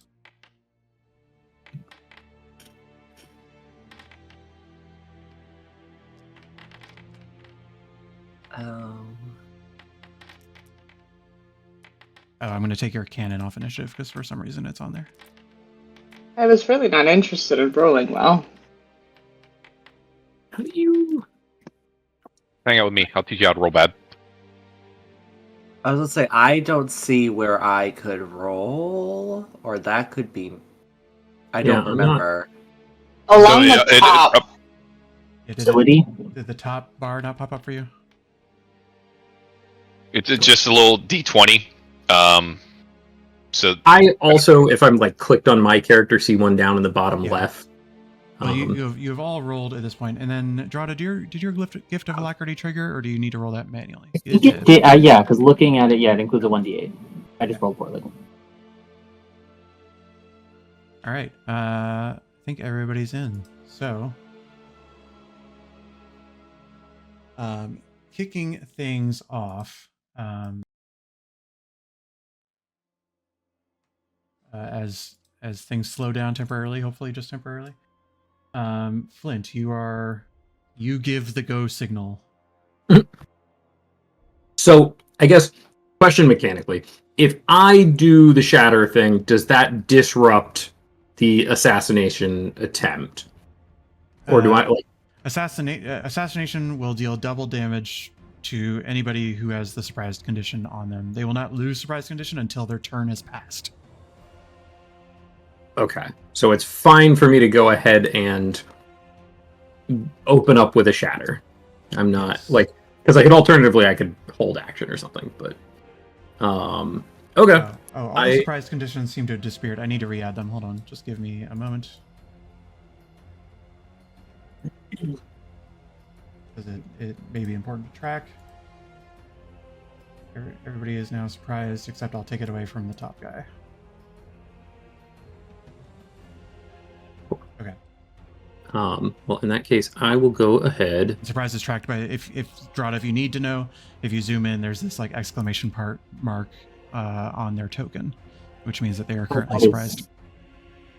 So small, but so there. Incredible. Yes. Cast spell measure. All right. So I will cast Shatter. So you need to roll 15 damage to destroy all of the walls and fortifications within your radius. Hey, sometimes you roll exactly what you need. Oh, and it added in the extra D8. Awesome.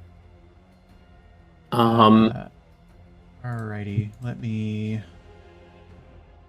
You delete some walls. Ooh, Your how template exciting. disappeared. Your template disappeared, but I can kind of estimate what it was. Yeah, I was basically on that guy, and I'm not sure why it might have disappeared. But... I am going to. So he succeeded in his con save, but he's going to fall 20 feet as the tower falls as well. Nice. Which is going to be 2d6. And I'll make him roll dexterity saving throw to see if he is completely prone or not. He's absolutely prone in this moment. What kind of cannon did I make? Like, I can't remove the tower from the background layer of the map, but there's no walls. There's no more obstructions in that corner. So just assume it's flat ground. Okay.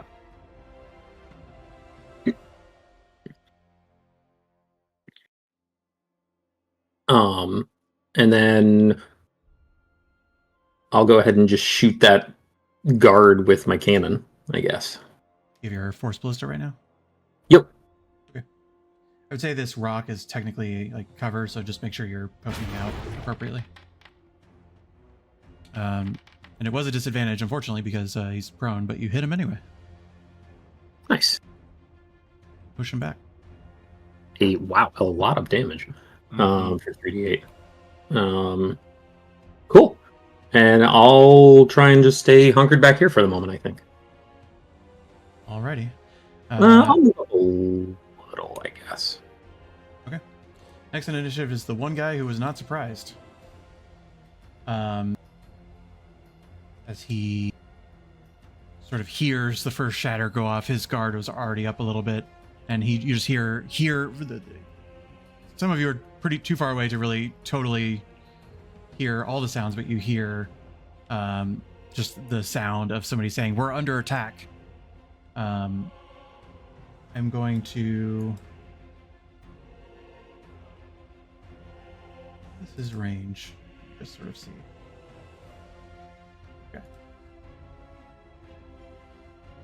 You see this guy... Well, you might not see him at all, to be honest.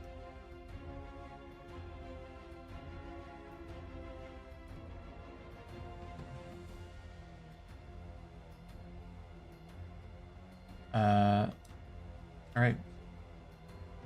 He is going to end his turn. Mouse, it is your turn. Yeah. Having heard the loud shatter on the other side, I'm gonna cast this Maelstrom. Yes. I've always wanted to cast this spell. It didn't give me a template, which is surprising. Let me fix that for you, and then go ahead and refund yourself the spell slot while I fix that, because I would like there to be a template. Yeah. Is it a 4th level spell, 5th level spell? I'm trying to find it. It's 5th.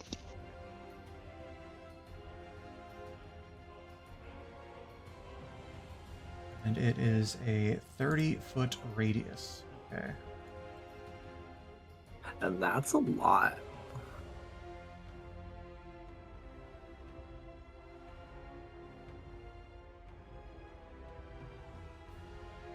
Go ahead and do it again.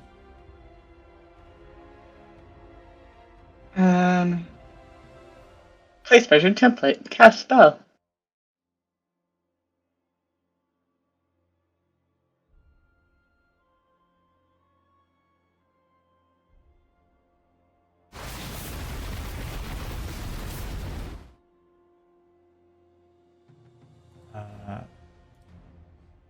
Okay, I see. Oh, you put it on top of the tent. I see. Okay. Oh, I was trying to put it on the gate. Oh, then you would have hit one less person in theory. No, you're good. Okay, there's no particle effect. I'm going to add one when I have a moment. As Drada's shooting the hell out of somebody, I'll make a big cyclone there. So 16 damage completely obliterates a fair amount of this space. So can you ping, just hold left click where you want the center to be so that I can sort of pull things towards it? Okay. Okay. What does it look, as I manipulate some of this, what does mouse do to trigger this? Yeah, I think in like full, small, wild hair, she kind of raises her hands up, scooping from the ground, and as she does so, this swampland, the water rises out of the ground to turn into this giant,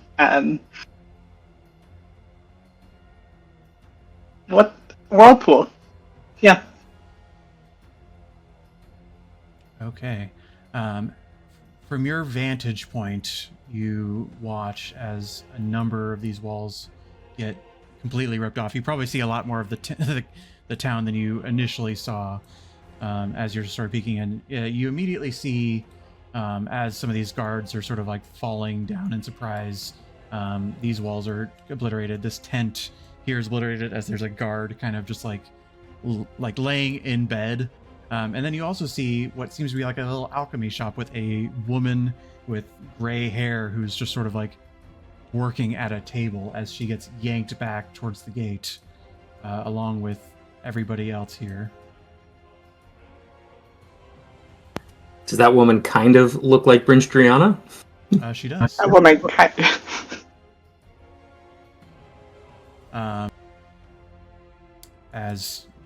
as you sort of look and survey the damage that you've done,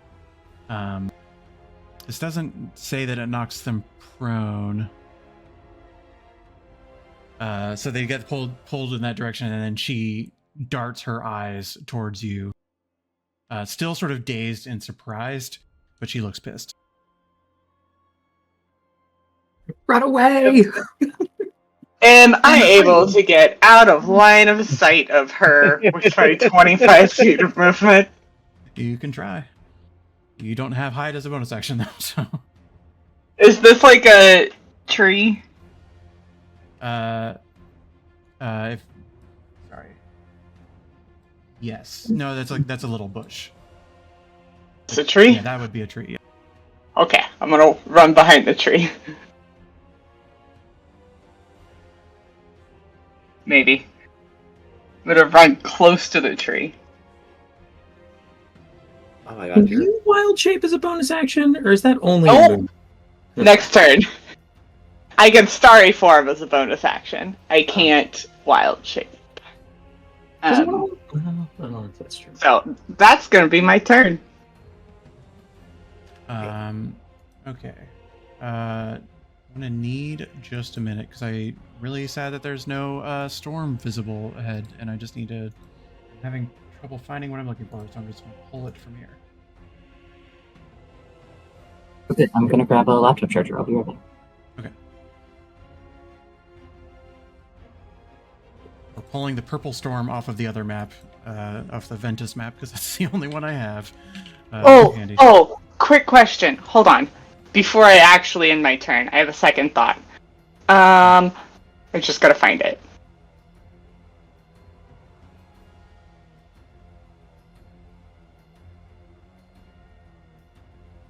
I can fly now in my starry form, right? Yeah. Choose what to do with the previous roll. Previous roll of starry form has not completed. Discard previous? Yeah.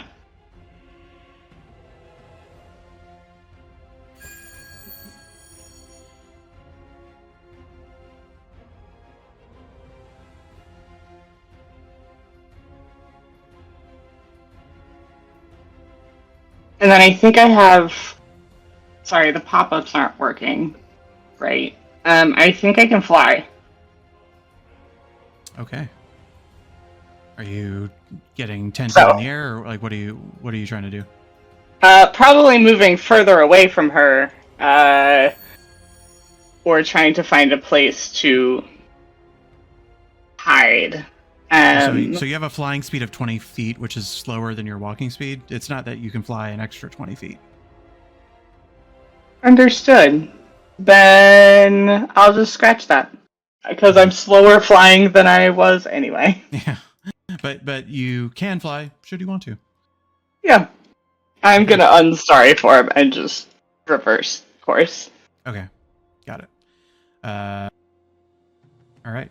Drada, you see this storm raging in the distance. The signal has the second signal has gone off besides the shatter. It is your turn. Yeah. Let's go, kids. Let's do a thing.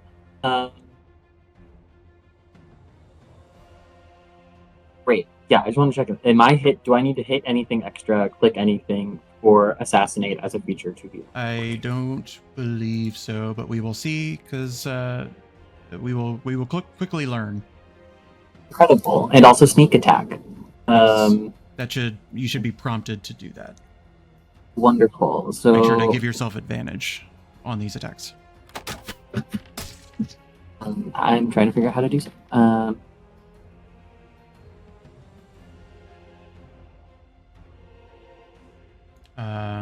Did that double? 2 or 11? Yes, it did because the 2d8. No, but Plus 2d8. That's because. Oh, so it doubles the dice? Okay. It does. Yes, got it. My understanding is, yeah, it treats it as a crit, so it would double that. Okay. You shoot this guy. He looks pretty hurt, but is still standing. Great. That's attack 1 of potentially 4. It doesn't seem like you got both sneak attack and hunter's mark on that. Because you didn't roll with advantage. So actually, just roll me another d20 to see if that would have crit. Sure. Did it? And if it didn't prompt you to roll with advantage, It did not prompt it. Then I think you hold control to get advantage.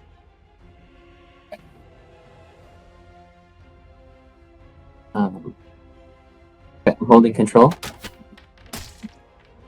For some reason, it didn't happen again. I'm gonna say so. This guy is pretty fucked up. And if these were triggering sneak attack, which are not because of the lack of advantage, he would be dead. So do you just want to trade in your sneak attack to finish this guy off? I'd love to use sneak attack and finish this guy off. Okay, then this guy is, because he only has 9 hit points, and with doubling those dice, there's no way you would really not kill him. Oh, it's sound effect. That's fun. I love the audio. So you still have 2 attacks left. I do. I would love to dash out. Let me not using that action. Dash as a bonus action.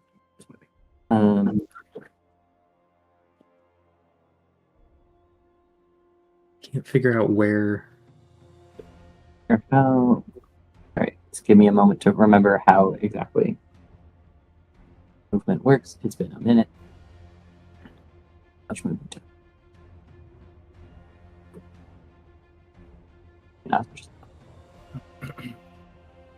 Okay, incredible. I'm gonna use my movement to still stay within tree line.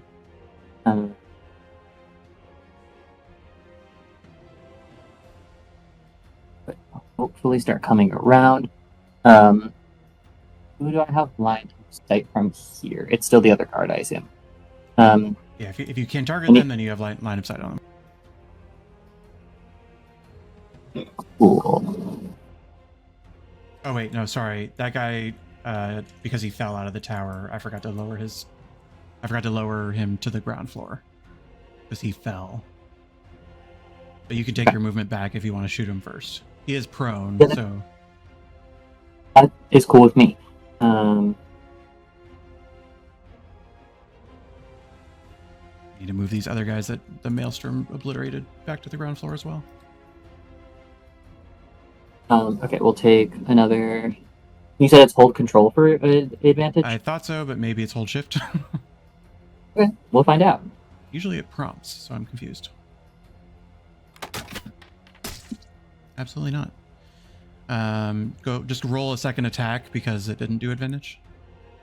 Oh no, sorry. It would be a straight roll because he's prone. So that actually is the roll. Wonderful.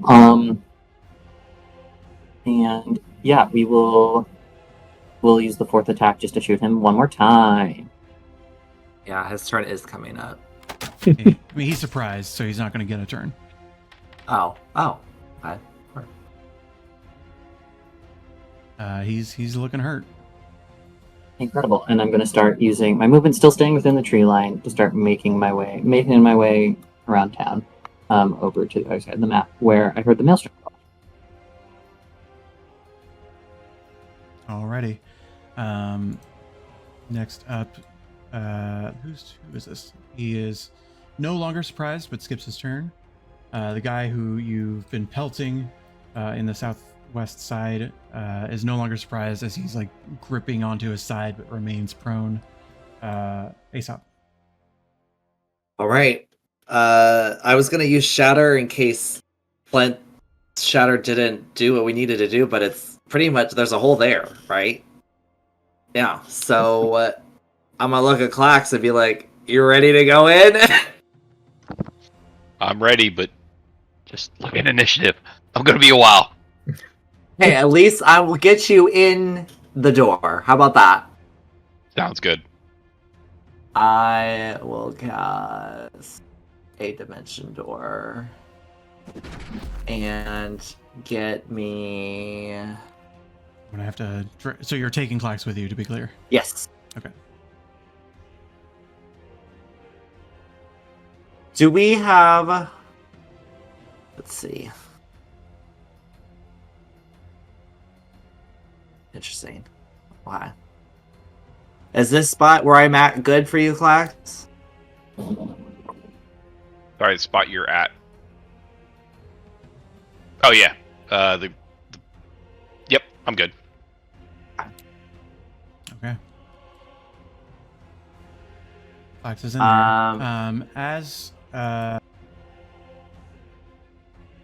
As you appear in the space, the one guard who was not surprised was holding an action, and he is going to fire at the first thing he sees step out, which is Aesop. Yep. You see he pulls out a bow, and it shines with frost energy. Yeah, that probably hits. Great. Love that. Not sure why that was a disadvantage, but it would have missed anyway. Or no, it did. It hit anyway. So. Yes. You feel yourself just hit with this pure arrow of ice. There's nothing piercing about it. You just like feel the frost hit you in the chest. Great. And then for my bonus action, I'm gonna use. We have these potions. Might as well use them. Ooh. A minute's like what? 10 rounds? Yes. Mm-hmm. Yeah, I'll use it. I'll use the potion of superior empowerment. Why not?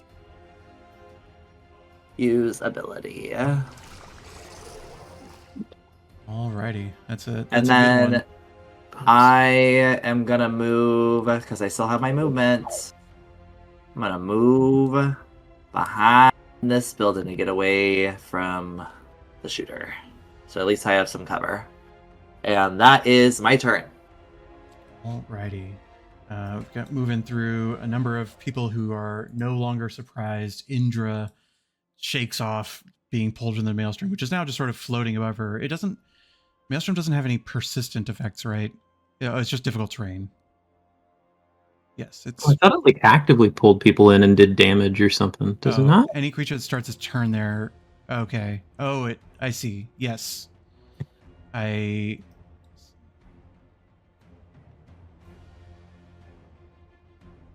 sorry, I'm reading it. Okay, so actually the thing that happened, because they already rolled the saving throw and I assumed it happened immediately, because it's when they start their turn there. So the damage they've taken right now and being pulled into it is what happened in the first on their individual turn. Okay. Yeah. So the start of their next turns. Yeah. So this is when they are pulled in and are shouting and staring down the mouse. But in this moment, they just end the surprised condition and move on.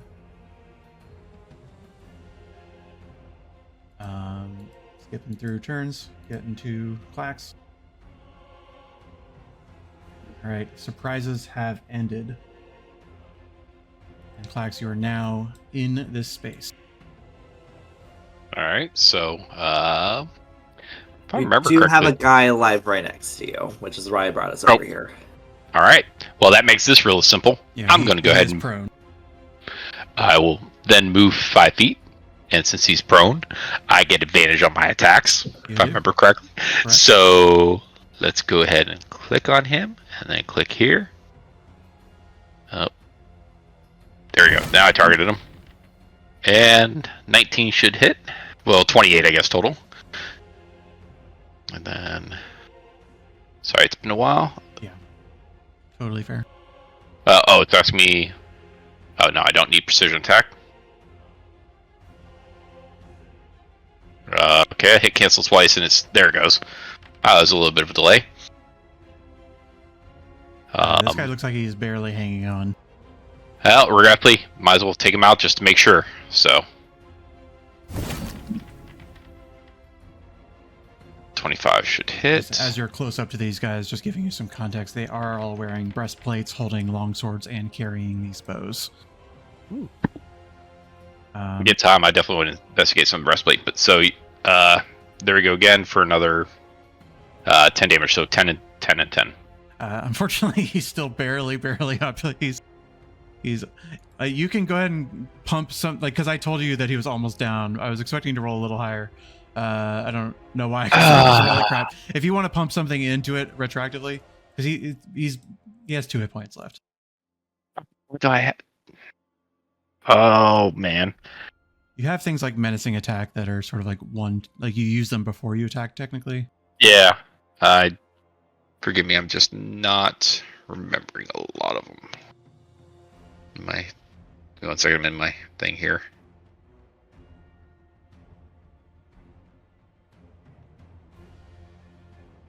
Yeah, precision attack gives me the damage as well, right? No, percentage attack is just 2 hit actually. Because I have commanding presence, feigning attack.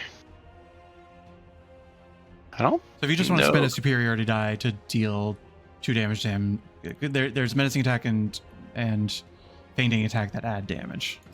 Oh, feigning attack does? Alright, I saw that one. I can go ahead and just burn one. Use ability. There we go. Okay. And then I will assume that he's dead. Okay. Jesus. And then so 10, 15, 20, 25, 30. Not sure exactly where I'm going, but I'm going that way. Okay. I think that's it. That's it. All right. Round 2.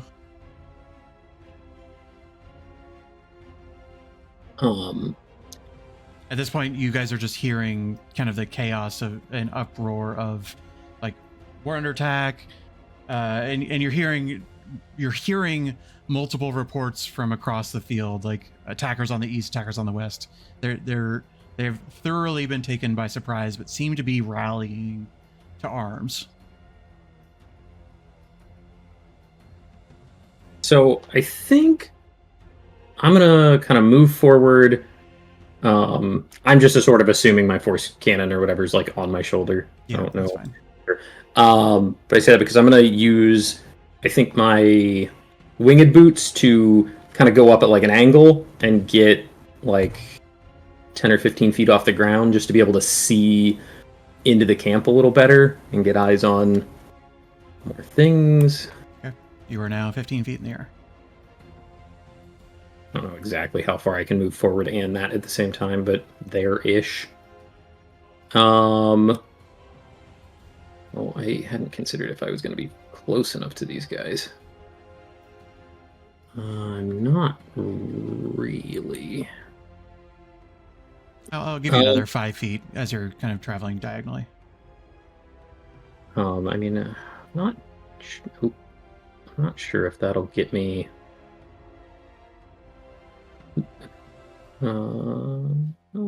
Okay. Now I can shoot this guy then. I'll go ahead. Start with my force cannon. Well, no, I shouldn't start with that because it'll knock him out of range. I'll go ahead and Scorching Ray that guy. They do have those like half walls on the tower, so it probably wouldn't knock him out of it. Yeah. Can I? That guy's probably too far away. Actually, I don't know if I can see this guy now that I say it. I can't actually target him. I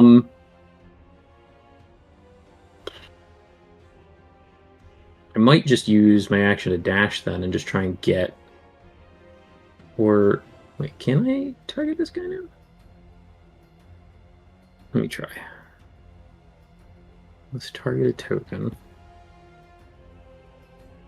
Oh, okay, maybe I wasn't hitting T or something before.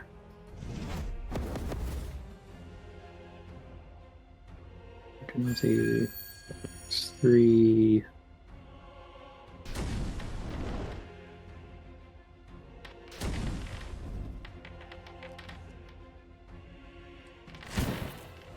You are rolling high. I was gonna say I haven't clicked anything in a while. Lots of things are happening. All right. Two out of 3 of these slam into him, and he turns towards you. All right. Well, in that case, then I will also shoot him with my Eldritch Cannon.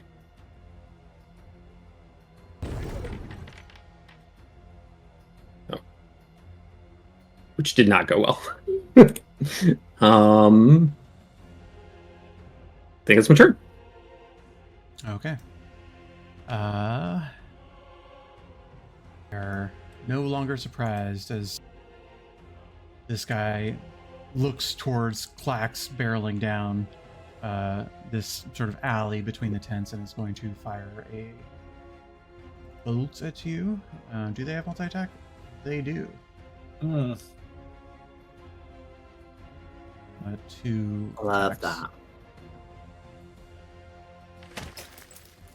As you feel ice coming straight at you, you deflect that first one.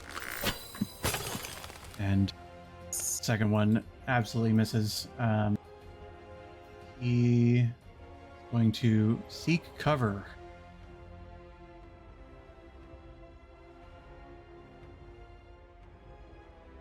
As he turns the alley to the side.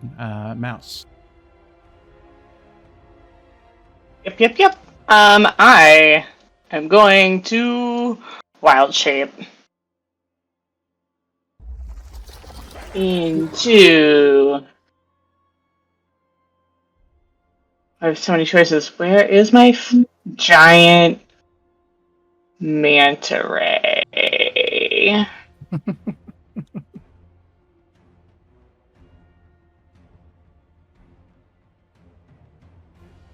Oh, I'm not seeing it on the list. Oh.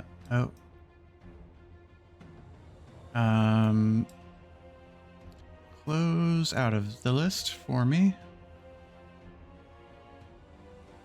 Apologies. To find that folder where your wild shapes are stored. Custom polymorphs, not that.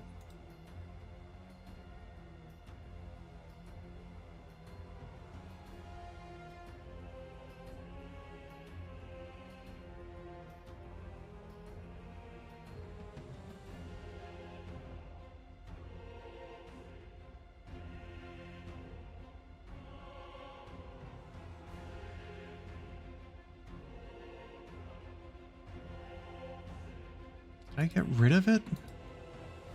No. Okay. I'm going to manually wild shape you in the immediate term, and then I'll try to add it to the list later. Once I find that list.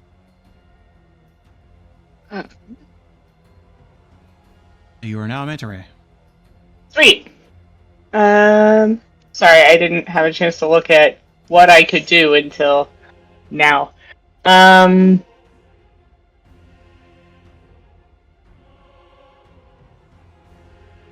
if I go, like, well, I think I might just fly. I can't zoom in to see how far I'm flying. I'm gonna lift you 20 feet in the air just so you can kind of see some things. Ooh! I think it's cool. Yeah, I'm just gonna fly 30 or 60 feet, and that's gonna be my turn. Like 50 feet in the air, or No, I was okay. flying or 50 feet towards, because they said we were going to the left, so Yes. moving to the left. Alrighty. Drada, you are up. Howdy.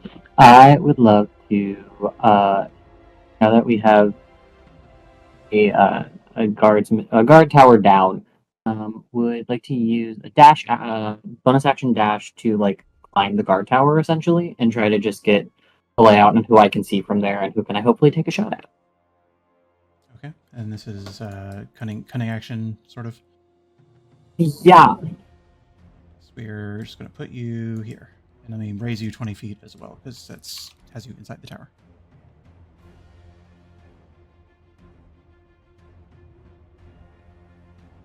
Incredible. Oh, I see. Oh, hello. I see a very large manta ray. That's very fun. Well, there you are. Here. Oops, sorry. Nope, didn't mean to do that. Who can I see? That's Aesop. Let's not shoot Aesop. No, please! I already got shot! I'm sorry. All right, I'm just taking this guy that you're standing on. Oh, thanks. From there, am I able to see anybody within the camp? I mean, it's well lit. I guess you'll have to tell me what you see. I'm trying to see. Or like, There's this I big see. There's maelstrom. a. Do you see these three people that are sort of caught up in a maelstrom right now? Yes, I do, and I'm trying to guess. Can I shoot them? Is the question I'm asking. So if you, as a player, can see them, then you have line of sight. The program is doing all the math for you. Love that. Incredible, delightful.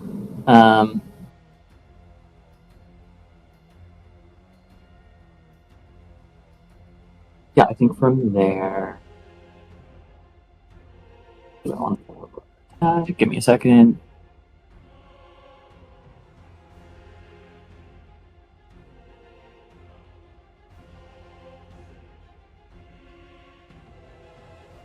Yeah, I will use my action. Oh, sorry. Roll me a Constitution saving throw as well. Oh, sure. As you're sort of like scaling the wall of this place. Cool. Oh, no. For now, you are just going to take 1d4 radiant damage. No big deal. But you feel... No big deal. You feel as this foreboding magic comes upon you, you feel the pressure building. Oh, and I look great. Hunter's Mark goes away. That's unfortunate. That's deeply unfortunate. And I don't have a bonus action anymore. Incredible. I guess in the meantime, I see the nearest guard, and I'm going to take 2 shots with sharpshooter, because that's a feature I keep forgetting I have. Should be a toggle, so if you click it, it'll stay on, and then you'll have to turn it off when you don't want to use it.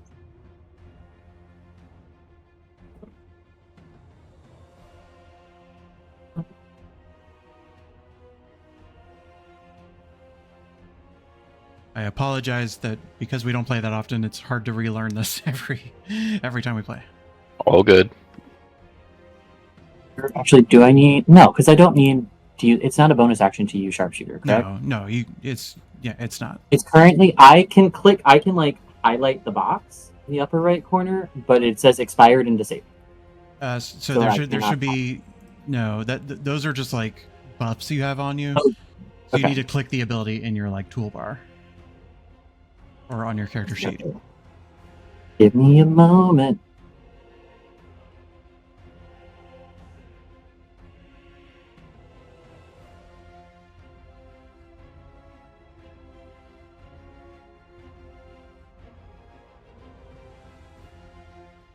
It just gives me time to think about how to retaliate.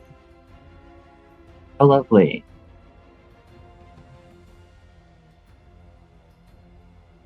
If you'd like me to turn it on for now, and you can. Oh, you I got think it. I just turned it on. Yep, Did you're I good. do it? Yes. Incredible. Okay. And we'll 2 shots.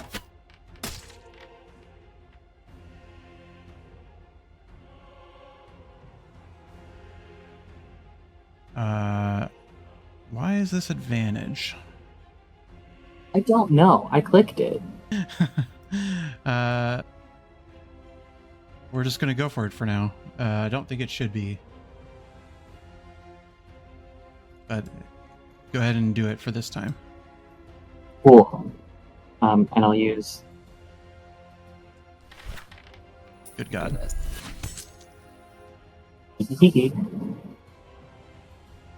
That guy took quite a beating. Still standing. Great, another shot. Okay. The way your advantages and disadvantages are triggering is weird. That would not have hit on the first dice though, so I'm going to take that one back. And in the meantime, because I've used bonus action, I've used movement. We'll enjoy the half cover I have in the guard tower. Okay. I will try to figure out your weapons soon. Next up is this some guy who's just sort of standing. It was in a tent. Steps out. Just so you know, all these red roofs are just like sort of like circular, sort of ovalish tents that don't seem to be strapped down in any particular way, so they can be entered from any direction. This guy steps out up behind Klax and sees Flint out of the corner of his eye as well, but is going to start by coming up to Klax, taking 2 attacks from the back. You see as he pulls his blade down on you, there's a frost that is following him. These are not like this one is not necessarily like a magical weapon, but it's almost like every attack is like a small smite of sorts.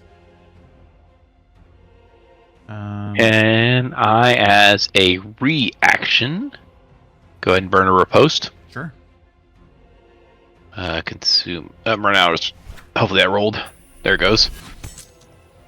Hold on. Would you like to? Yes. Consume. There we go. Hopefully it goes through. Ugh, not a great roll at all. But I will use. So I rolled a 15. I'm going to go and might as well. I'm going to burn a precision attack just to make sure I hit. So there we go. Okay. You smack him for 20 damage. He regrets his choices, but is going to take his second swing nonetheless.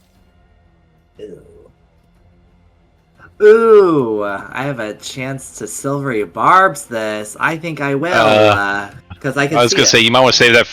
Is there anybody else you can see and save for a crit? Or I can only see you and Flint right now.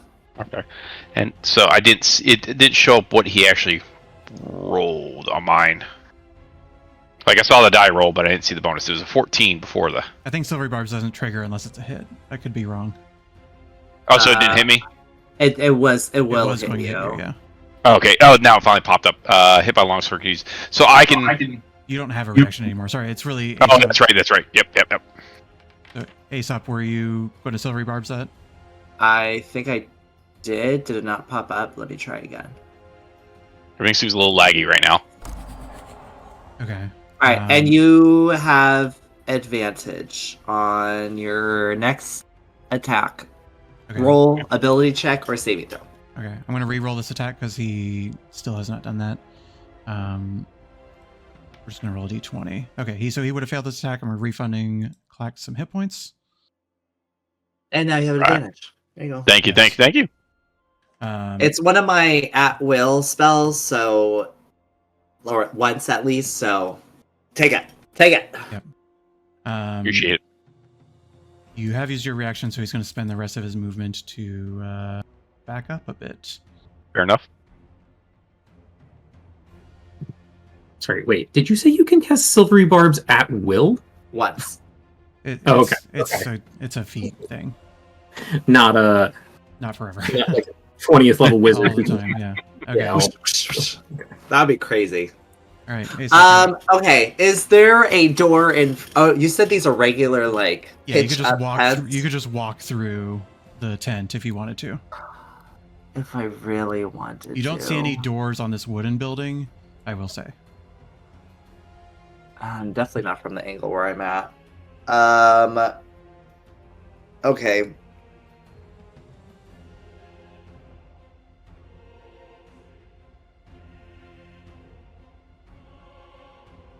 Oh god. I'm trying so hard not to metagame here because I know I know what's inside the tent. Oh, do you? If I go you can in. mouse over it. Yes. Oh, why is that? Why does it let you do that? I don't know. But I think Oh, it's weird. It doesn't let me do that. Yeah, it doesn't let me either. Maybe because you have line of sight on the tent. maybe. Well, up to you. I think oh god.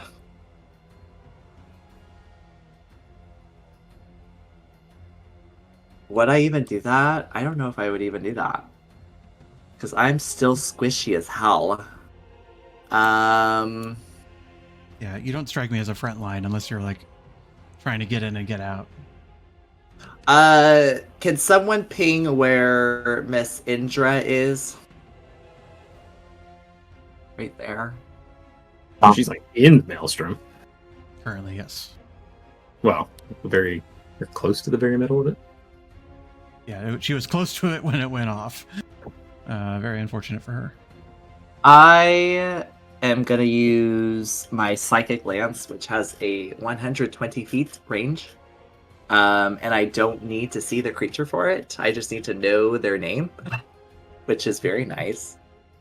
And let me put that spell in the chat. They must make a intelligence saving throw, which is now they have to beat a 21 because of my potion now. 21? That's your spell save? Because of my potion and what I had before. My spell's DC was 19. Oh, No, it's 19 now. 19 now. Okay, 16. it's still high. Yeah. Still high. Sorry, I thought that was before. Oh boy, I'm ruined. All right. Well, let's see.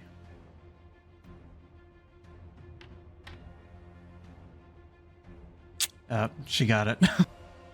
Oh, damn. So on a failed save, they take damage and are incapacitated. On a successful save, still half damage. So she will take 13 damage from across the map. Not too shabby.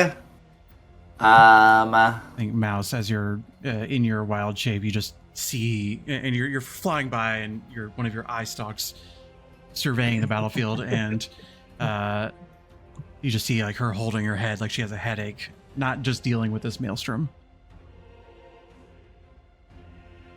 Oh shoot. Alright. I'm gonna because there's now like what, 2 people over here? At least. Yeah. I'm gonna move. Oops. I have 30 feet, so I'll move here for 5, and here for 25. Ah, crap! I didn't know that's where he went. I probably would have stopped here if I saw him. You can look around the corner. You're fine. Yeah. Okay. And for my bonus action, Tax already has advantage, so I'm gonna look at you, Flint, and give you some bardic inspiration. If I can cast it. Nope. Okay. I'll have to do it from here. Oh. Hooray! We did it. You have a D10 you could use, which is great. Thank you. And that's my turn. Alrighty. This next guy's turn. He is in the maelstrom. There's no way he survives the 6d6, so I'm just going to delete him. Love. Okay. Then it is Indra's turn, so she needs to make a strength. Can you just roll the 66 and I'll treat it for both of them when it's their turn? You betcha. And then the Only save, twos. and then the save is DC 16. Is that right? Well, I have a Man of Ray sheet, so I gotta scroll back because can't see my spell saved. Well, it should keep your mental stats when you're. Oh, I see. You can't see the spell. Maelstrom DC 16. Yep, I found it. Cool. Okay. Let's go ahead and roll strength. Ooh, can I woe this? You could. She failed already. That's fine. I'll take out the woe because I have to pre-call them. Okay. I might not be able to woe in this form. That's true because it's not a. You can't use character features or spells. I'm going to advance roll this other guy's straight saving throw just because it'll be easier for me to deal damage to him. Okay, they both suffer 21 bludgeoning damage and will be pulled into the center, which they are functionally already in. Go ahead and deal this damage to her. And it is difficult terrain in this space as well. But it is Indra's turn, and as she's sort of pulled in to this space, she sees arrows flying from Drada. She sees Mouse flying away. Her instinct... She did see Mouse summon the Maelstrom, then turn into a creature. So she will step up a little bit just to get the range on Mouse, and then you see as she raises her book and pulls power from it that a number of ice shards come railing towards you. How many hit points does a mana ray have? I have some hit points, but I don't have a lot of AC, and I need to maintain concentration.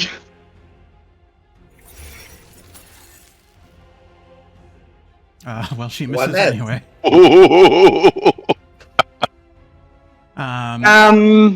I am not sure that that's true. Says Oh, you're- that's my level. Never mind. Yeah, I your thought AC I is- had an AC of 10. I have an AC of 14. We good. And then as she's struggling in this maelstrom, you see she sort of like shuts her book and will misty step. Actually,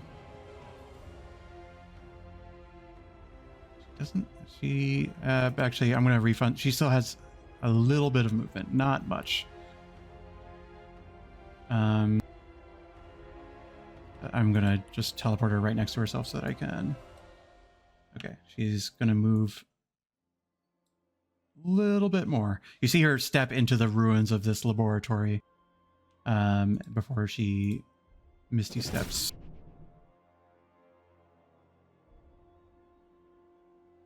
She's technically... Sorry. She's supposed to be right here.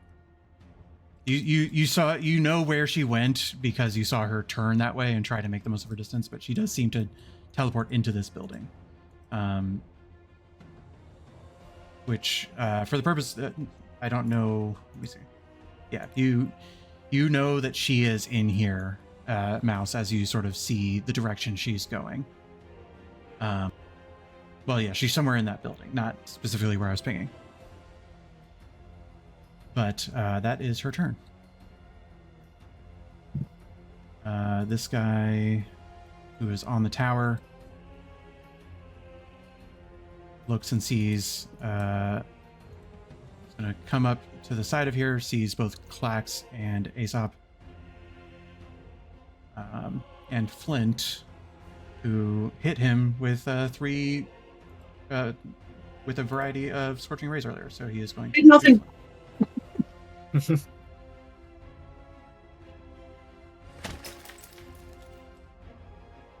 Not great. This is what happens when you fire into a heavily armored party. He's just like, shit. And then he's going to start using his movement to climb down the tower and try to run in this direction.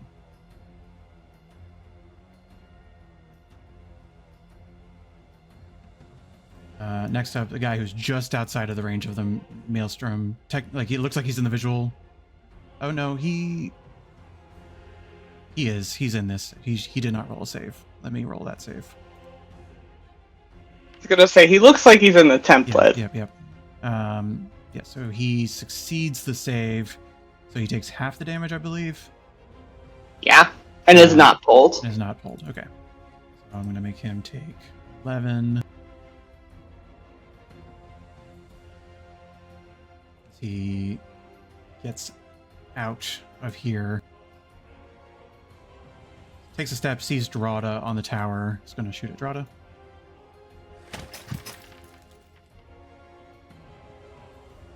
You are currently in cover, which is why you have a slightly higher AC.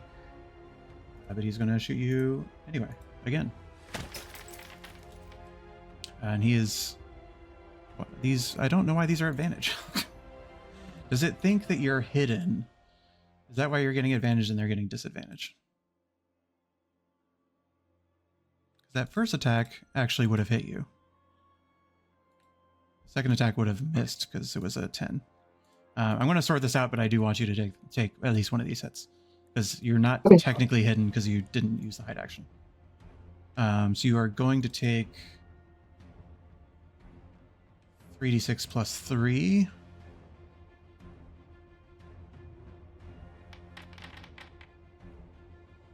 13 cold damage, which I'll go ahead and do for you.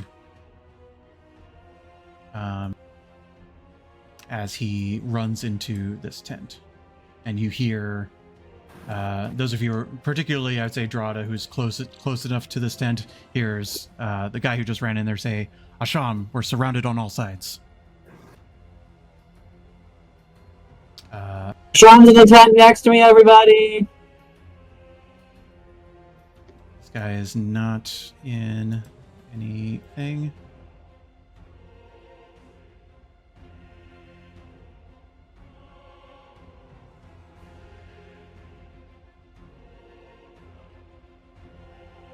He's going to end. That guy's going to end his turn. This guy who's in the storm, he already took the damage, and he's just struggling. He does not really have a way to get out of the storm, even if he dashes. Is that correct? He'll try. I mean, it's a 30-foot radius, and he's in the middle, so I just think that that's true. Does that get him out of it? It does not, but he runs to the edge with his dash, trying his hardest. It is Asham's turn.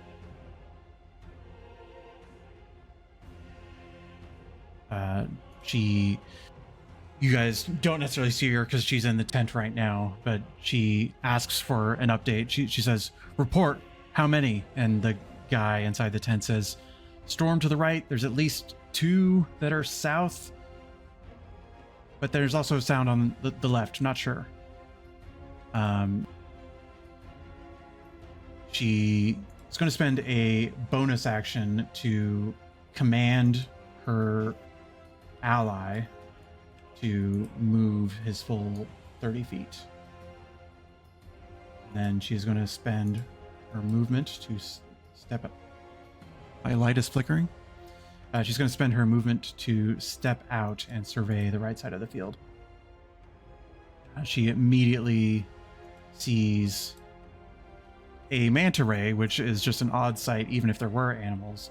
But then looks and sees Drada as well, and says, "Get out of there." She says, "You don't belong here. who are you? And then she is going to spend her movement. What is her movement? 30 feet?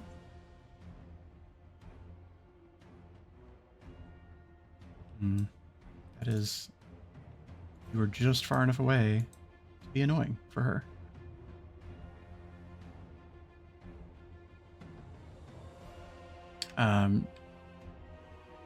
She's going to look at you, Drod, and say, surrender.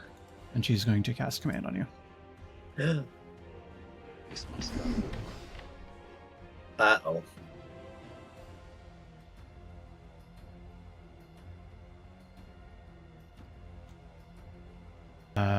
You resist the effect as you feel this magic washing over you, telling you to halt. And she frowns for a moment. What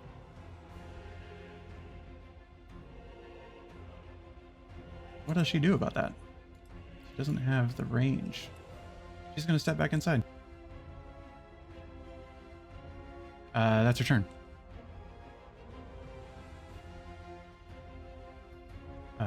This guy steps out for the tent. It says, "Oh shit," and just fires at Plax twice. Before you fire at me. Oh, sorry.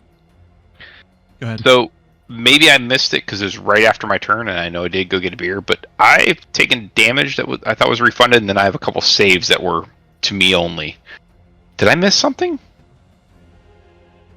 Because I'm also showing as incapacitated and being hit by a psychic lance, and I was like, yeah, that should not have happened. You were probably targeted for something else, and it just carried that through. So let's give you, what was that? 26 hit points back, which is bringing you back to 104. Yep, good call. And more importantly, the incapacitated. Oh, yes. Yeah, that was probably from the... Okay. Yep. And I still have the psychic lance there. I don't know if that matters. It might. Did I accidentally target you with my psychic lance? Seems like I didn't remember anything coming my way, and I just was... I went out, got my beer, came back in, and all of a sudden I'm like... I think there's some problems. I didn't use that spell slot. If I did, that's so weird. Okay, so another ice bolt is coming your way. I will let it hit me. Oh, hold on. Shield Master Evasion. What's Shield Master Evasion? They changed the rules on that. That's for dexterity saving throws. You can't. Do Okay. that. Yeah. I'll let it hit me. As you get pelted by 13 cold damage, these guys are playing Okay. guerrilla tactics and going to back up.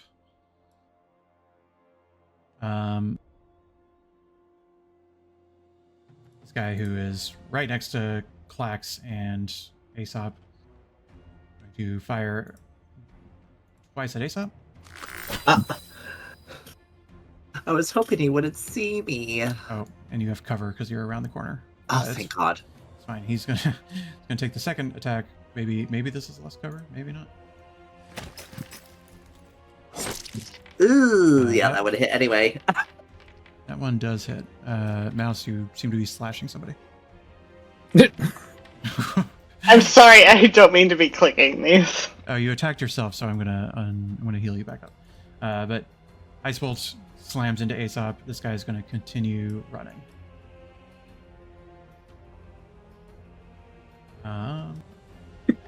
Clax, you are up. So can I see the guy that went back into the tent up here? Because I don't know if he's just inside it that I can reach him, or you do not see him. You see this guy at the corner of the tent. There's another one. Oh, the other one ran into the tent, so you can't see him. Can I attack diagonal? I can't remember. Yeah, you can. All right, then I will go ahead and move him there, and I will Barely have coverage of you. Okay. see. I will go with. Oh, I didn't roll with advantage to start. I don't remember if 15 hit. Burn another precision attack. It's an 18 hit. It does. Oh, all right. Yep. Oh, good. So, okay. Second attack. I will. I can save the advantage, right? It's not just the next attack. It's just. Unfortunately, I think it does say Oh. next. Oh, okay. Let me read it. I'll read it. So, on the next attack roll. So you would have advantage on the one you just did. So roll a d20. If you would have hit without it, we'll give you your precision attack back. Sorry, the bar's in the way of my. Let me expand this out. There we go.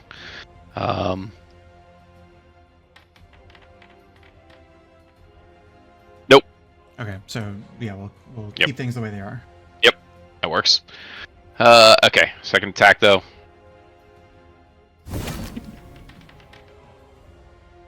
I should hit. Guy is Okay. hurting. I am going to save my second wind for right now. That is my turn because I moved 30, attack twice, done. Alrighty. Flint, you've heard the general direction of Asham, and see kind of people seem to be firing and shooting and firing and moving and firing and moving. They don't seem keen to play melee. Seems that way. And I can't really see very many people. So I think I'm going to drift forward a little bit further, still sort of up in the air, and probably just try and hedge my bets because I can't see anybody and cast Fireball. Okay. I will say, if you're fireballing the tent, you'll have to aim it at the front of the tent because it has to be a point you can see. Can I try to aim it like in between these two tents? You're currently not high enough to do so that, well, the middle one's a building. Oh, it's a building. Yeah. But also the tent does connect to the building. It's like hitched to the building. Oh. All right. Everything's different now. You're also currently too low to see over that first tent. You have to be at least 25 feet up if you want to shoot over that. Okay. And I'm only like 10 feet or something now? You're 15 right now. You could get like anywhere in this range because there was a guy that ran this way. So maybe you could hit him. If it's a building, I don't think my fireball will like go through it or anything. Well, Do another shatter? Your fireball will not go through a tent either. Your fireball will hit. Like, you have to aim it at a point you can see, so tents block line of sight. Yeah, but if I was up higher, I guess. My point is you like, wanted to shoot the top of the tent. Yeah, I suppose. if I shot like here, I'm sort of making the assumption that my fireball would go inside the tent. Yes. But I'm less confident that it would go inside a building. Well, we think Asham's down there, but I thought, I don't know where Indra ended up. We weren't on that side of the battlefield. Yeah, I don't know how many people are in that tent. Do I have enough movement to float another 10 feet up so that I can see over this tent? I haven't really moved yet, so I moved a little bit like forward, but I think I only moved like 2 spaces or something. I put you 25 feet, so that's another 10 feet that you've used. Okay. Then I'll just try to... Oh, can I do this without getting these up? I think so. I'll try and fireball kind of the edge of this tent in around here somewhere and see what happens.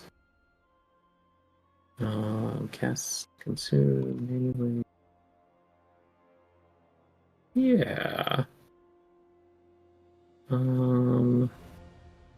Yeah, I'll get that full tent, and I think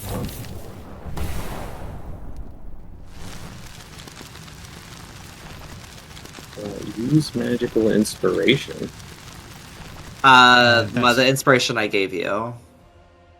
So his I bardic could give... inspiration can help you with damage. It's a special bard thing, or special eloquence bard thing. That's right. Thank you. I'll do a little extra damage to Ashton. Not much, a little bit. Okay. I think reasonably you see that these, it doesn't happen immediately, but you do see that these tents start to give way as they start to burn. You start to see the inside as you see Asham, as well as like one of her guards here at the bottom, looks up to you and looks scornful. That's a cool ground effect for the fireball.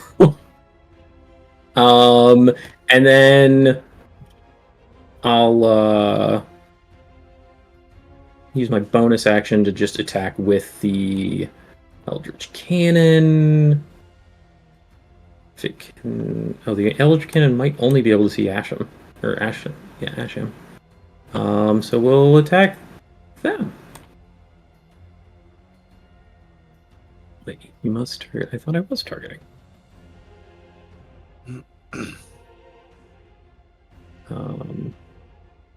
Would my ballista have disadvantage? Are they prone or anything like that? No. Or... Okay. It's straight.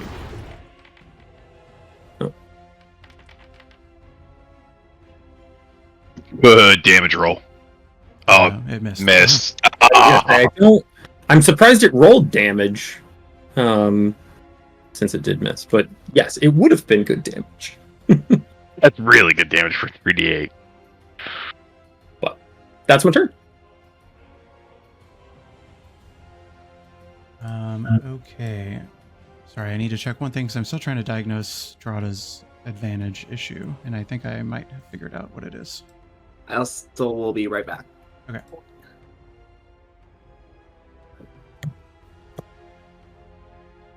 You don't want to keep giving me advantage for free. That's so rude. You're such a bad DM.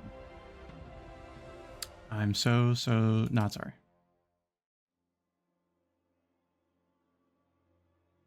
I don't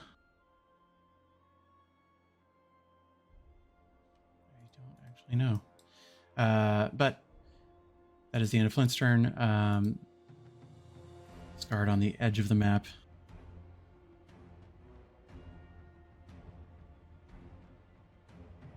Poke out here. Take 2 shots at Clax.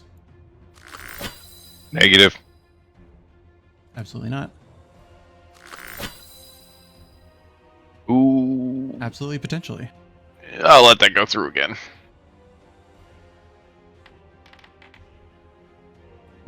Spend what little movement they have left. Manta Ray Mouse. Yeah. So I think I am in range. Fly up in here, and I'm gonna attack Sham with my multi-attack. Oh boy. So first I'm gonna tail slash to see if I can grapple her. These are the tactics. Let me float you down because you're currently too high for that. Which may be why you couldn't attack. You must target a creature. Yeah, it doesn't like it. There we go. It must succeed a dexterity. So it did succeed the dexterity saving throw. So you sort of stab into her, and then she pulls the tail out. Well, that's fine. I have teeth too. This is not the combat I was expecting her to have. Mouse the Moon Druid. I wish I didn't have to stay in melee, but I did use all my movement to get here. I will also say that when I accidentally attacked myself, I did fail my concentration check, and so the one last dude that was in the maelstrom should still be in the maelstrom. Okay, I was wondering why that template disappeared, but I will. It's easy to keep in mind. All right. But that is my turn. You just stabbed her and bit her? Tail whipped her and bit her. Drada, I'm giving you a test shot. This guy, can you just see if you get advantage or not? The guy to your direct right. This guy that my mouse is on right now? Oh, right there. No. Yep. Right next to you. Give me a moment. I can't see him on my screen. Oh. Here, it was I because can of now see him on angles. my screen. Okay, test shot.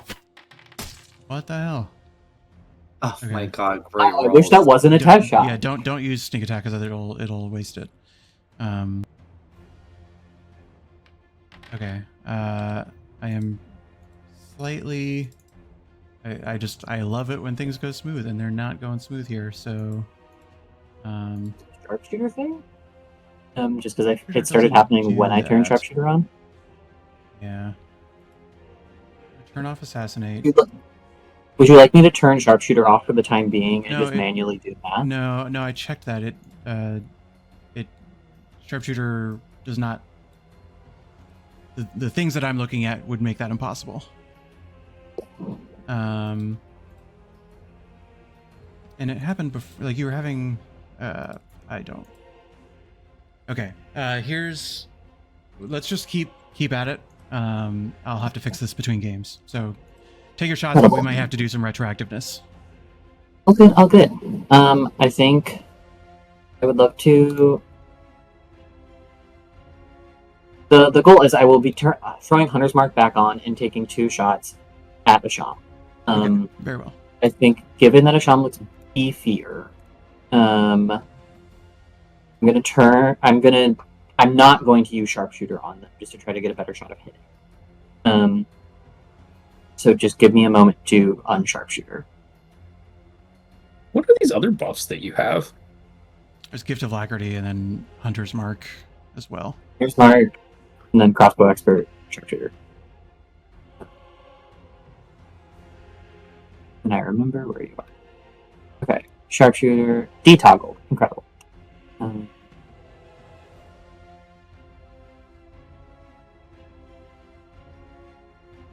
That's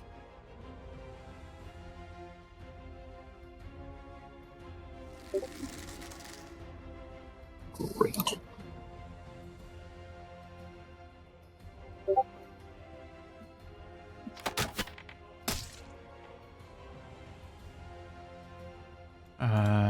That was a natural 20 on the first die. Let's go, gamer. Good God. Oh god, and this is on Asham? Yep. Yeah. Second shot. Not a natural 20. Still a healthy strike. Absolutely. Still standing. She is not looking good though. And then movement, given that I'm feeling bad being in the camp before of it all, I would love to run back and like spider climb the outside of the wall. Like just barely on the outside of the wall so I can pop back up next round, but the thought just being to see if getting physically outside the barriers of the fort makes me not feel awful. Yes. And well, that would have happened at the beginning of your turn and I forgot. But we're I don't want your Hunter's Mark to be lost again, but just go ahead and roll me another Constitution saving throw. But thank you for calling that out because I forgot. Okay. You do so in the beginning of the turn, like as you're lining up your shot, you feel that pressure continuing to build, and you sort of steel yourself and are able to resist taking any damage. But as you step out of the confines of this wall, you do feel it subside a little bit. And I would love to be able, and if this means I lose line of sight, that's fine, but just to be able to gain some cover from being on the other side of the fortress wall, or the fort wall. Okay, I'm just putting you at the ground level because it sounds like that's what you're trying to do. Yeah. Okay. Minimize my movement so I can pop back up next turn, but gain some cover and not parachute. And that's my turn. This guy who's just completely at the wrong side of things. Just gonna hop down.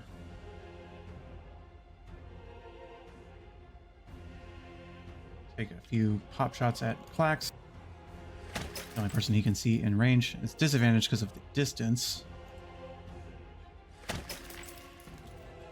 Oh, but rolled well. I'll let that one go through. Oh! That one hurt. Ouchie. Aesop.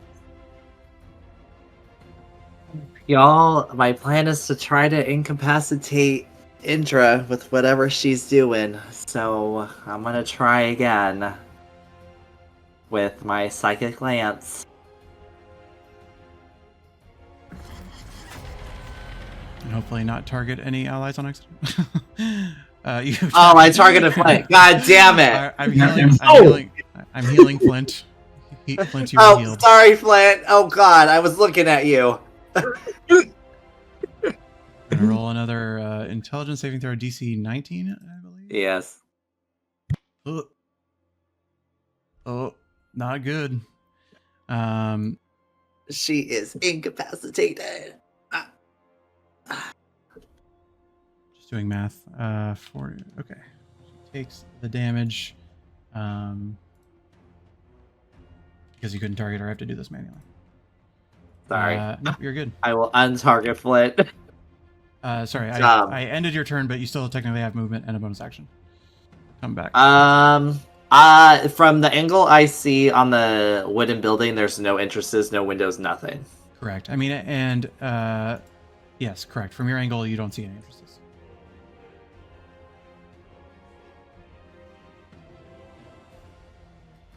What do I have?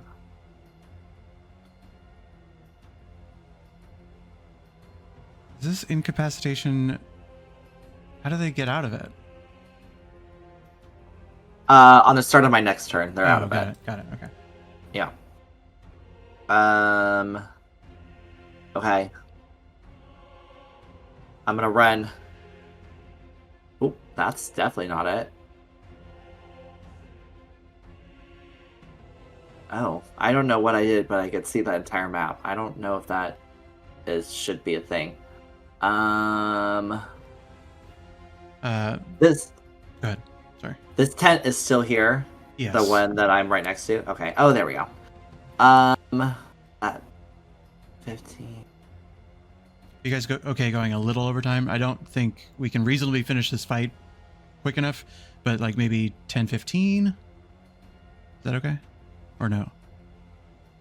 Okay. Yeah, that works. Okay. Works for me. I'm giving you inspiration clocks. So inspired. All right. And I used everything. I'm good. All right. Indra's turn. She is having a bad day, and it's not her turn anymore. This guy who is next to Clax. I forgot something, but that's on me. He's just gonna swipe at you with the old sword twice.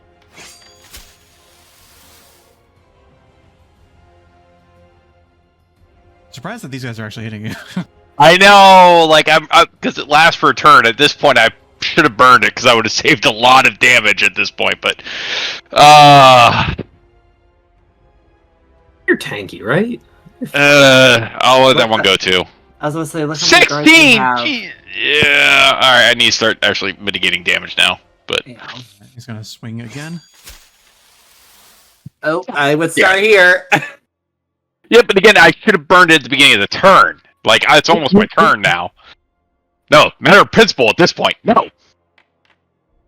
Oh, God. All right. He is going to try to back up though, so you do get an attack of opportunity. Please and thank Whip you. him. Don't tell me. Use bardic inspiration. Hold on. My total attack is 16 to begin with. I think it says. Right. I think it says 16. Attack totals, or is that saying with it? I don't know. Oh, I think you have crap. a +9 to your attack, and All right, so then I think I already hit. So no, I'm not going to use the bardic inspiration. All right, good call. You exactly hit him. All right, okay. The AC is 16. Okay. He tries to back up. You knock him down, and it is the next one's turn. Who? I forgot to destroy some walls from the fire. I only destroyed the tent top, so let me destroy the walls around Asham's tent. was wondering why he could not see into that. I think some of this tint probably got caught in it as well. Okay, this guy who looks at Asham being quite hurt, harrying down this manta ray.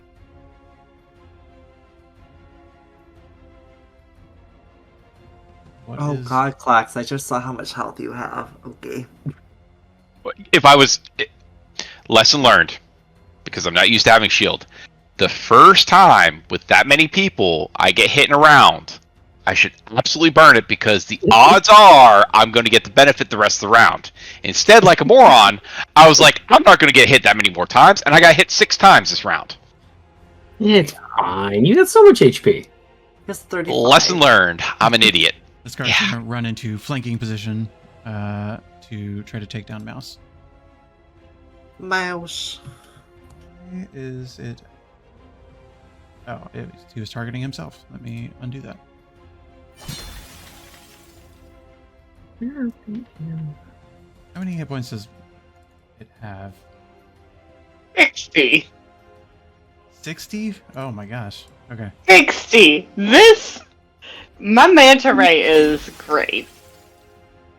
Okay, well, you are taking some hits, but you do have the hit points to withstand it. Can you just roll me 2 concentration checks as if you're still on the maelstrom? Yeah, those are just constitution. Yes. And you need to beat a 10 on both cases. Nope. Oh, that's halfling. Nope. Oh, All right. I gotta screenshot these just for posterity every time. I am focused so hard on maintaining the maelstrom that I forget what a maelstrom is. Yep. Yeah. So you do drop the maelstrom as this guy's turn ends. And he looks rather proud of himself. This guy, Clax, you are just like down this lane, and they are going to continue firing at you. That one misses. Oh, that one almost got. That all looked like it was going to hit, but it did not. This guy runs back. This guy who is no longer in a maelstrom, which for him is quite lucky. He sees a person chasing folks down, and is gonna take the open lane and continue shooting at Clax. That is a miss, and that is a miss. My God. Asham's turn. She looks at Mouse, and sort of just the chaos around her was trying to trace Drada's movement before Drada sort of disappears. And first of all, she is going to bonus action to drink a potion. It's one of those days. And then she's going to look at Mouse and say, this isn't defensible. We need to retreat. And she sort of looks to the guard beyond her. She's going to attempt to get away from Mouse. If you want to roll an attack of opportunity. You're muted. Of course I do. Can it be the tail slash where she has a chance to be grappled? Yes. Yeah. It'd be great if you would stay with me.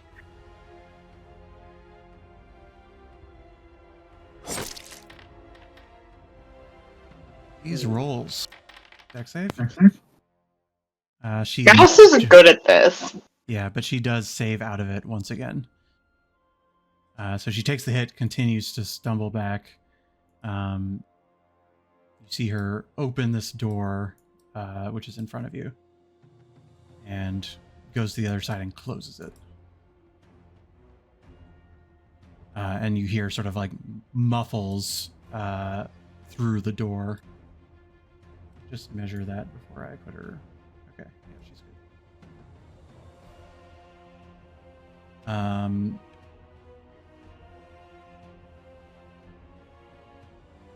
I guess actually she can't close it, or you can only open it, and so she throws the door open, runs in, and then she is taking the dodge action. That's her turn.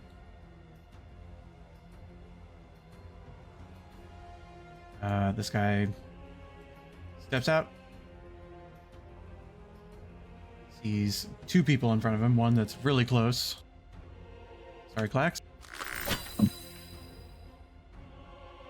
not going to happen. And that one is not going to happen either. Going to use his rest of his movement to go back. Throughout this entire operation, they have been like relatively quiet and focused. You see that like this tactic is almost seemingly rehearsed. I think, Clax, you have a soldier's respect for kind of what you're like the order you see behind how they are shooting and running.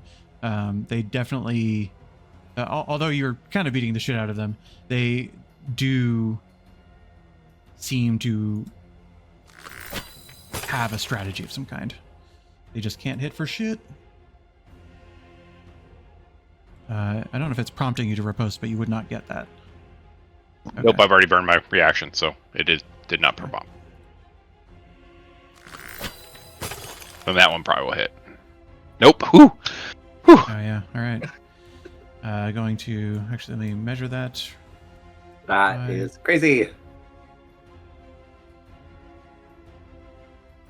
It's just going to stand there. Clax, you are up. There's this like bowling alley of pins. Yep. All right. First thing though, second win is a bonus action. A 2. I roll so poorly. Oh my. All right. That's fine. Is what it is. 5. Actually, let me just make sure. Yep, 25 feet to get to him. So we can move here. One more. And then I'm going to unload. Let's see, that's 25 feet to there, so I don't. Yeah. All right. So we'll just start with the attacks. I do not need to use the Bardic Inspiration for that. This is the first time that this guy has been hit, but that's fine. We'll go again. Ooh, 5. I will use the Bardic Inspiration. Again, not a great roll, but at least hit him. 13. Okay. At this point, I think I will burn my. I already used my bonus action, right? So where is it? Second win's, or not second win. What's? Action surge is free. Yeah. Yeah, I'm not in the quick bar. I'll let me just go to my character. But go ahead and just because it's late, I'm just gonna do this for now. All right, sorry. Nope, you're good. I'll just action surge. Hit him 10. Plus my net. Yeah, that should hit. So good there. Did that go through? Yep. Yes. Okay. All right, and then. Ooh. I'm going to burn one more. I think it's probably my last one. I'm gonna burn that for precision attack. Thank you. It's not a reaction. It's just a free thing, right? Maneuvers. Yes. Did it not pop up? No, it did not. 1 second. I'll just go into the sheet. Precision attack. There we go. And just roll a d8 and we'll see if that connects. Nope. I have to zoom out, sorry. Roll d8. Roll. Alright, there, I finally rolled something big. That would hit, so roll d12 and then we'll add 7 to that. So, D12 plus 7. Roll. Okay. All right. Yep. This guy had 12 hit points left, and he is donezo. 5 feet of movement. Moving over the corpse. That's it. All right. Flint, the battle is starting to get a little away from you as far as combatants. You see a few, but not many. Yeah, I'm gonna go ahead and move my slow 25 feet of movement this way. But here, oh, this guy should come with me. Oh, there we go. Yeah, can I do anything from the air? 60 feet. Sure. I will. Guy, oh, he hasn't been hurt yet either. I think at this point, seeing that like things look more reasonable, I'm just gonna firebolt that guy.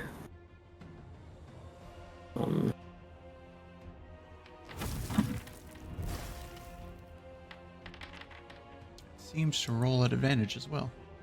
Yeah, I was gonna say, I don't know. I'll figure this out between games.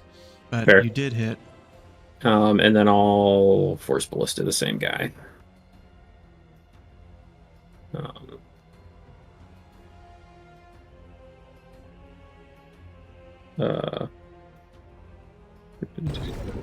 Oop. All right, it would have hit still. So yep, another hit over there. Okay, and that's my turn. All right.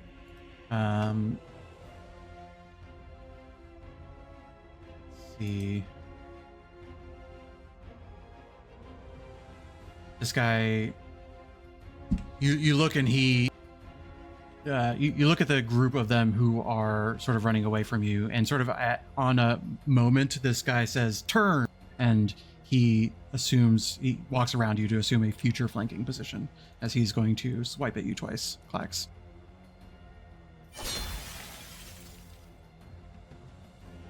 Seems that they are about to turn and coalesce upon you.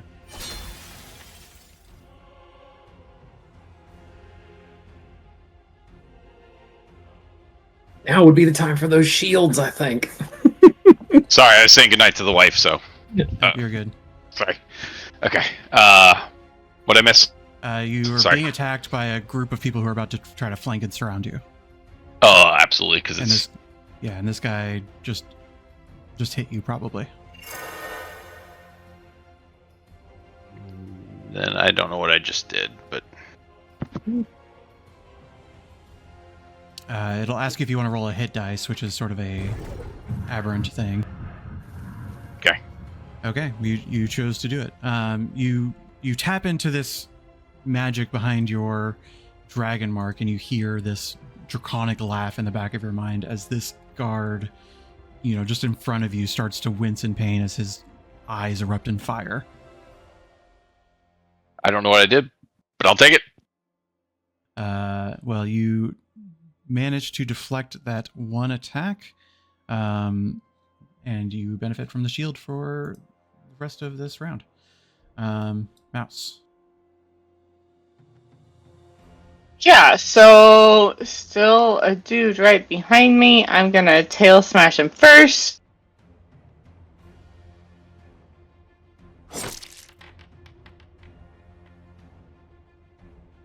Sadly, no. Well, then I'm gonna bite him.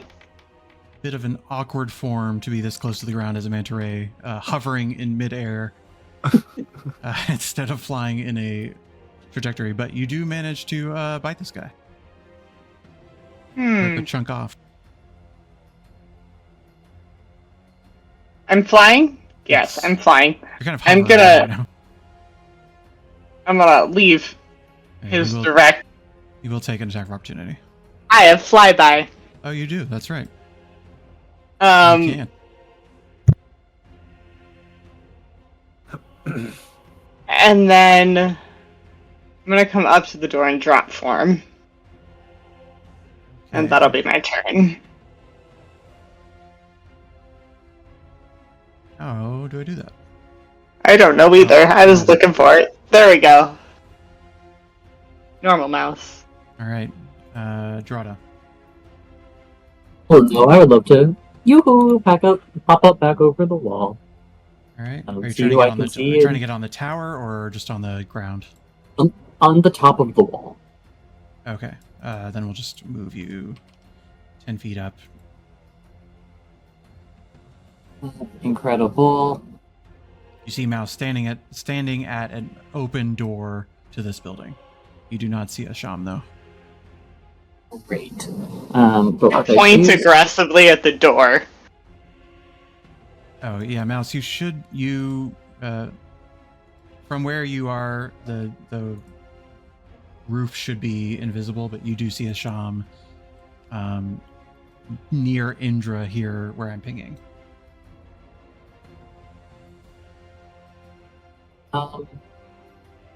Question: if I were to move again, Drada does not want to go deeper into this camp that has some wards up.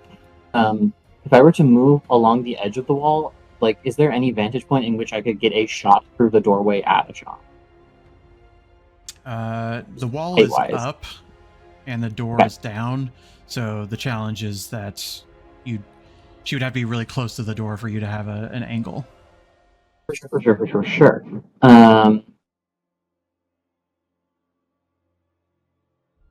Great. Then what I'll probably do, given I have line of sight, I'm probably just going to take out the guard, or try to take out the guard closest to. No, because no. I have Hunter's Mark up. It doesn't make sense to move it twice on one turn. I'm going to bonus action shift Hunter's Mark to this Water Genasi guard way in the back. And this guy, I can see him. Or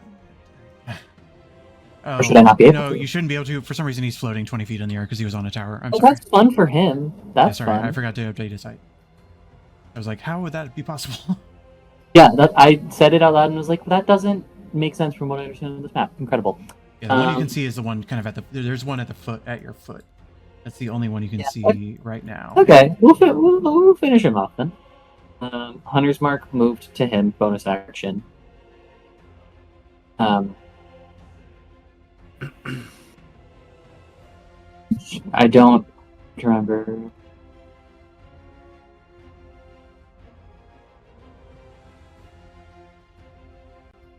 Great, and then hand crossbow.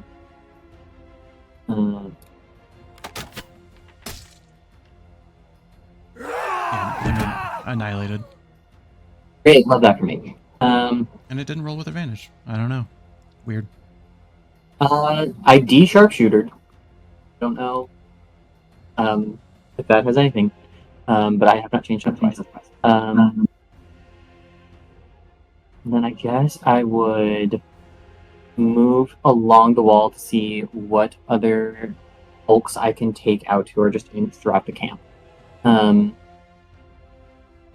But I move to the right along the wall and see if I can find any other lines of sight to use one remaining shot. 35. I think the closest you would be able to get is here. And I don't think that reveals anybody. it does not appear to. If that's all my movement, then that's my turn. Okay. There's a pivotal moment coming up before we take a break, and it kind of depends on Aesop's turn, but we'll come back to the Clax fight. This guy is going to assume the flanking position, even though you have shield on.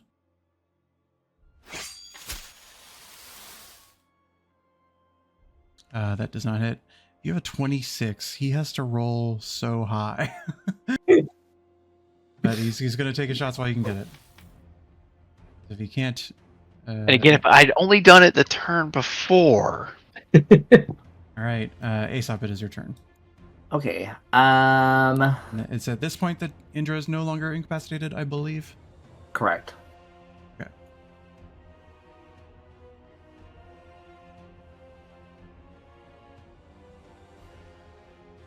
If I can move...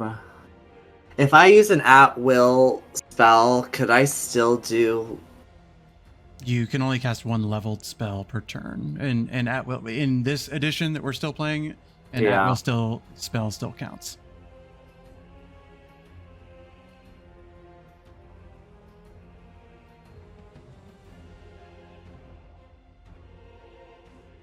I have a bad feeling about what's about to happen. They're going to disappear. I know. I'm seeing if there's any way I could get into the building. Yeah, I don't know where the doors are actually. Now that I'm saying it, Thanks, I should have killed them. Sorry. Flint, you would see a door here. It's not showing up for you because of your angle, but this is where it is. Oh, I have a way I could attempt. Y'all, I'm gonna beep him myself. Okay, I gotta try. Okay, this is fine. Yeah, I'm going to use a 5th level spell slot for Dimension Door. Okay. Everything's fine, everyone. Everything's fine. Can you help me get into the building, DM? Yeah, I don't know if that's... Can you ping where you want to be?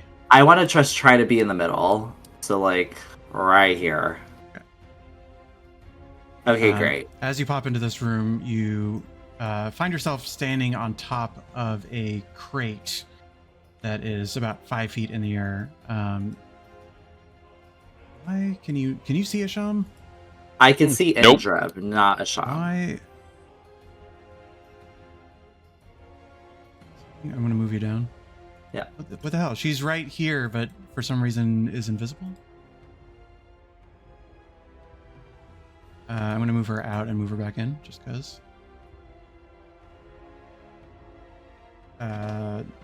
Check my walls.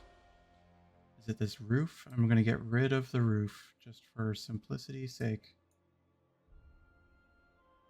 There she is. Okay. The roof is still there, but it seemed to be blocking vision for some reason. So you appear on this box 10 feet from her, and you sort of like as you appear in this space, you see Indra sort of shaking out of your psychic lance, and you hear Asham whispering, "Get us out of here." The only thing I can do, because I can't prep a spell, because that's an action, I can give Bardic Inspiration as my bonus action to Mouse, because that's the only person I can see. So, Mouse, here you go. I think this works. can't remember. Does Aesop have counterspell? Sure do. It's my only thing that I can do, and I'm gonna save my reaction for a counterspell. Alrighty.